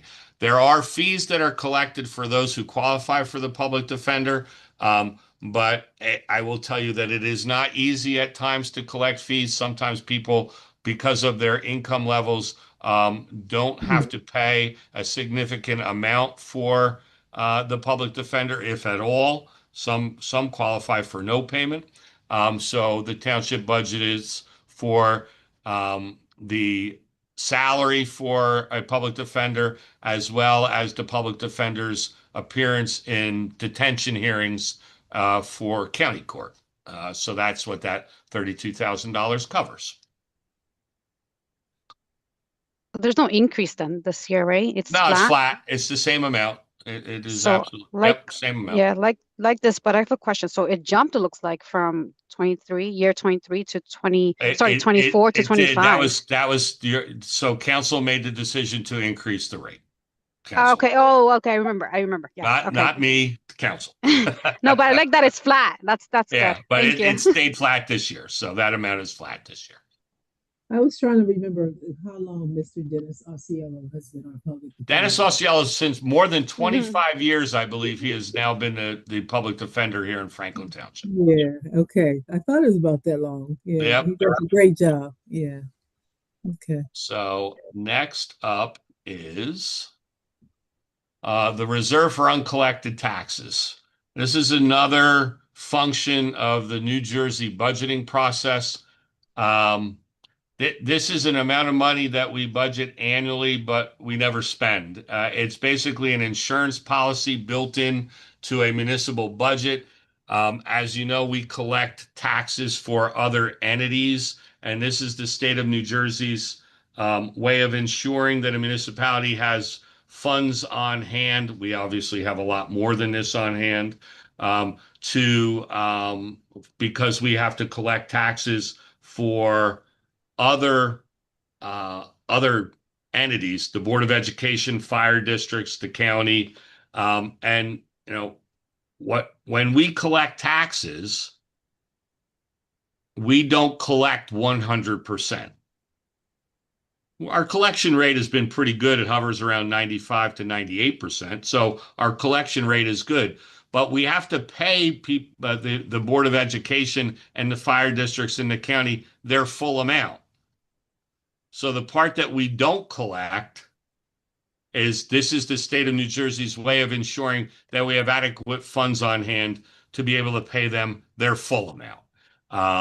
We wind up getting those uncollected taxes in other ways, most often by way of tax sales. And when the lien is, there's a lien placed on the property, the lien holder pays the township the uncollected taxes, we keep it all, and then once the lien is satisfied, the lien holder is reimbursed. And the number you come up with, how? It's a formula that the state of New Jersey has to determine the number. So it's a whole worksheet. Someday I'll bring it to a budget hearing and we can do the worksheet together. It's a lot of fun. Is any of this discretionary? No. Okay. Statutory. Hey, Mayor and Mr. Vornlacker, just yes, sir. Interject that, it's been at that level now for a number of years. And although your percentage of collection is very good, obviously the amount of taxes you are collecting is increasing. So the spread is becoming a little bit less than it was in past years. So you may want to revisit that calculation at some point before you adopt your budget. In other words, Andy's saying that we have to add to that. Perhaps. And I will tell you that we have a new chief financial officer, And there is a course that a finance officer takes called municipal budgeting. And one of the exercises that you go through in that course is to calculate the reserve for uncollected taxes in a model budget. So I will rely on Rosanna to do the math here and determine whether or not we need to increase that number before we introduce the budget. Very good. Thank you, How's Mr. that sound, Rosanna? I can't wait. All Thank right. you. Thank you, Mr. Vornlacher. I'm fluent in Hodgelick. There you go. Next up is salary adjustments. This is exactly what it sounds like. If there's a need to make salary adjustments annually during the course of the year, I should say, due to maybe a contractual change or an increase, merit increase, there's money here to fund that. We have not needed to utilize this. Now, actually, this is a question that I've been meaning to ask Mr. Hodgelick. With the transition to a new finance officer, I've yet to have this discussion with her either. Andy, does this money move to reserve at the end of the year? It stays open for 2 years, but really you're supposed to only, it's really open for 1 year. You know, it'll stay in the appropriation reserve and go to fund balance after the second year. It goes back to fund balance. Okay, that's what I thought, and that's why we haven't needed to use it and for the last several years because there's been adequate funds to cover those increases. So, but that's the purpose of this amount here in the event that we do need to use it. Lease payments, CIA and energy leases. This is a number that I it's at a number 117,673.67. That was the same number as last year. I need perhaps to maybe do a little bit more calculation on this only for this reason. This is the lease that the township entered into almost 15 years ago through the Somerset County Improvement Authority for the installation of the solar panels on the roof of the municipal building. And so there's a lease and we were paying those lease payments and that lease ages out. It's a 15-year lease, I believe in November. I've had communication with the company that Vanguard that has maintained them and processes our payments for the electricity that's generated by those solar panels. And at the end of 15 years, they become ours. So I don't believe that it's a full 117,000. I believe that number is going to come down just slightly from where it's at because we need to continue to make those payments until the end of the year. And this is kind of like one of those payments that has increased every year. That's why I put it at 117,673 because that's not an increase, but it's going to be what I believe is just about 2 months short of a full year. So once those panels are paid off, they become ours. I spoke with an energy consultant that we've been working with regarding solar projects. They reviewed all of the documents related to the solar panels on the roof, the manufacture of those solar panels. Their recommendation is that we take ownership, leave those solar panels on the roof, and enter into a new contract with the company that's been maintaining them and processing all of the payments related to the energy generation. And then that would be another 10 years of useful life out of the solar panels that we have on the roof. It's a project that I'm in the middle of, so I didn't want to go too far into the weeds on this, but there will be an amount near that number that is necessary to make the final year's payments.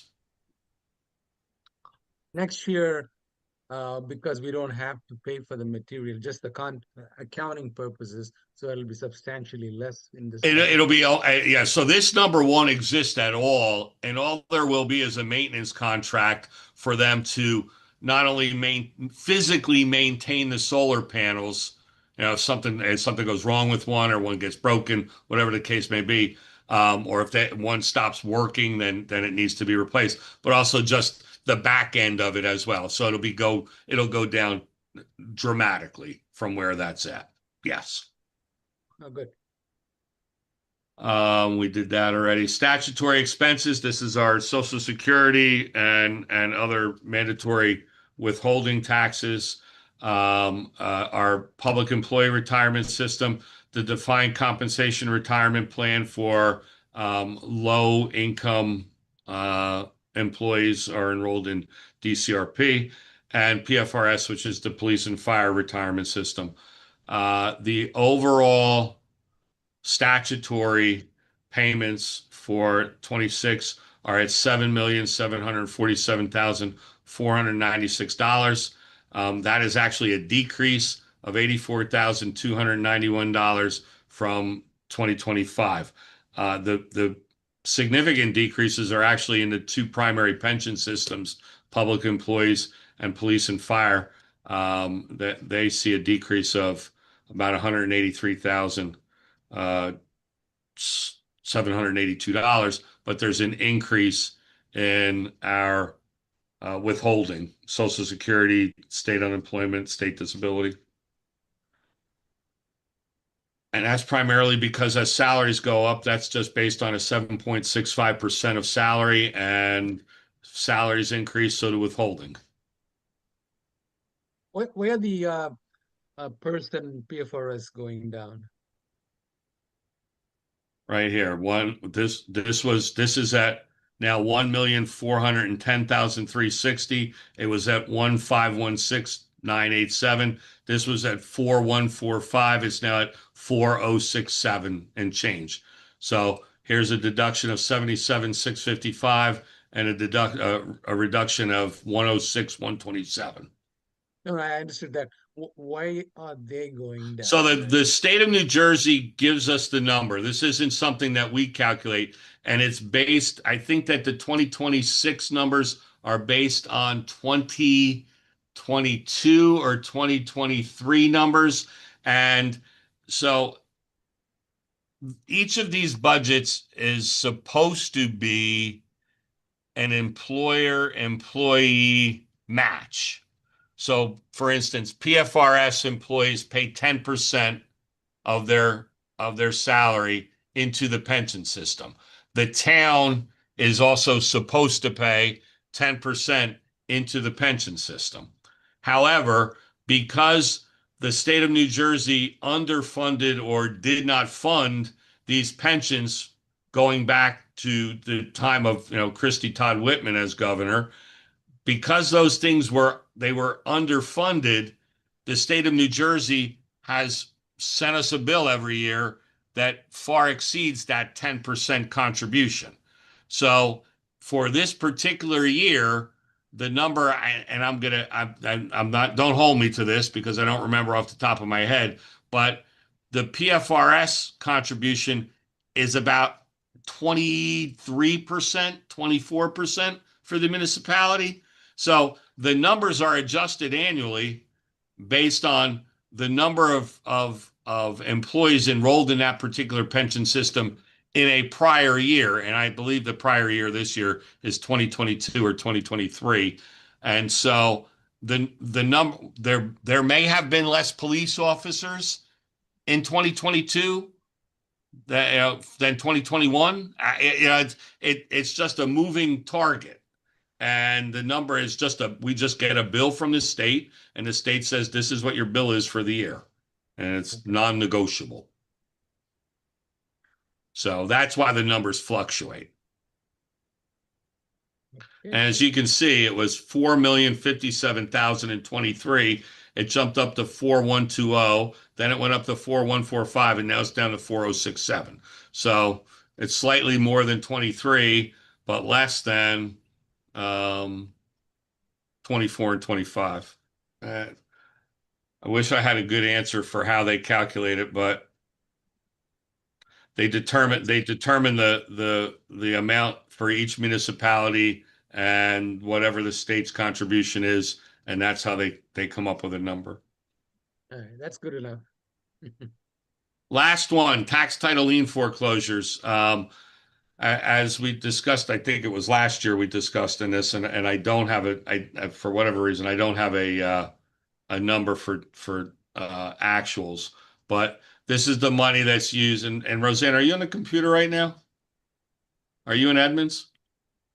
No, but I could go on while you're I say, well, so this number is what we use. This number, this amount of money is used to fund the cleanup of properties that are found to be delinquent, and then it's refunded by once the liens are paid off. So that this is kind of I'll say it's a money in, money out, but that's what this money is set aside for, to fund the contractor when someone doesn't mow their grass or someone doesn't clean up their property and we need to send a contractor out to do the cleanup.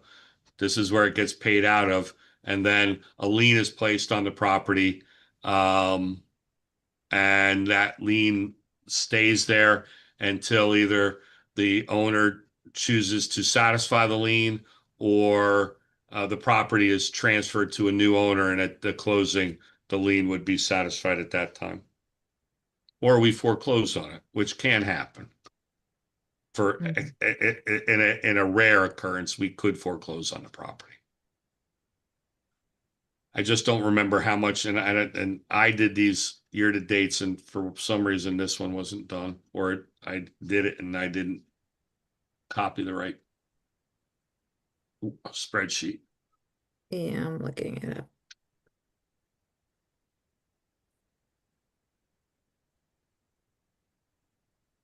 Mm, 427. Yeah, 427. And that's line 107. 107.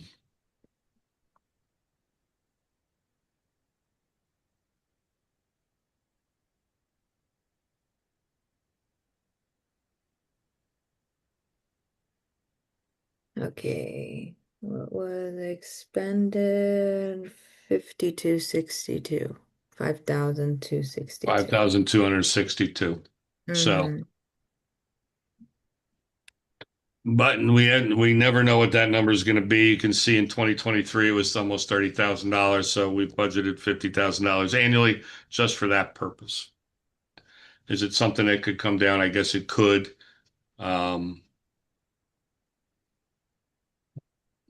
One of those numbers.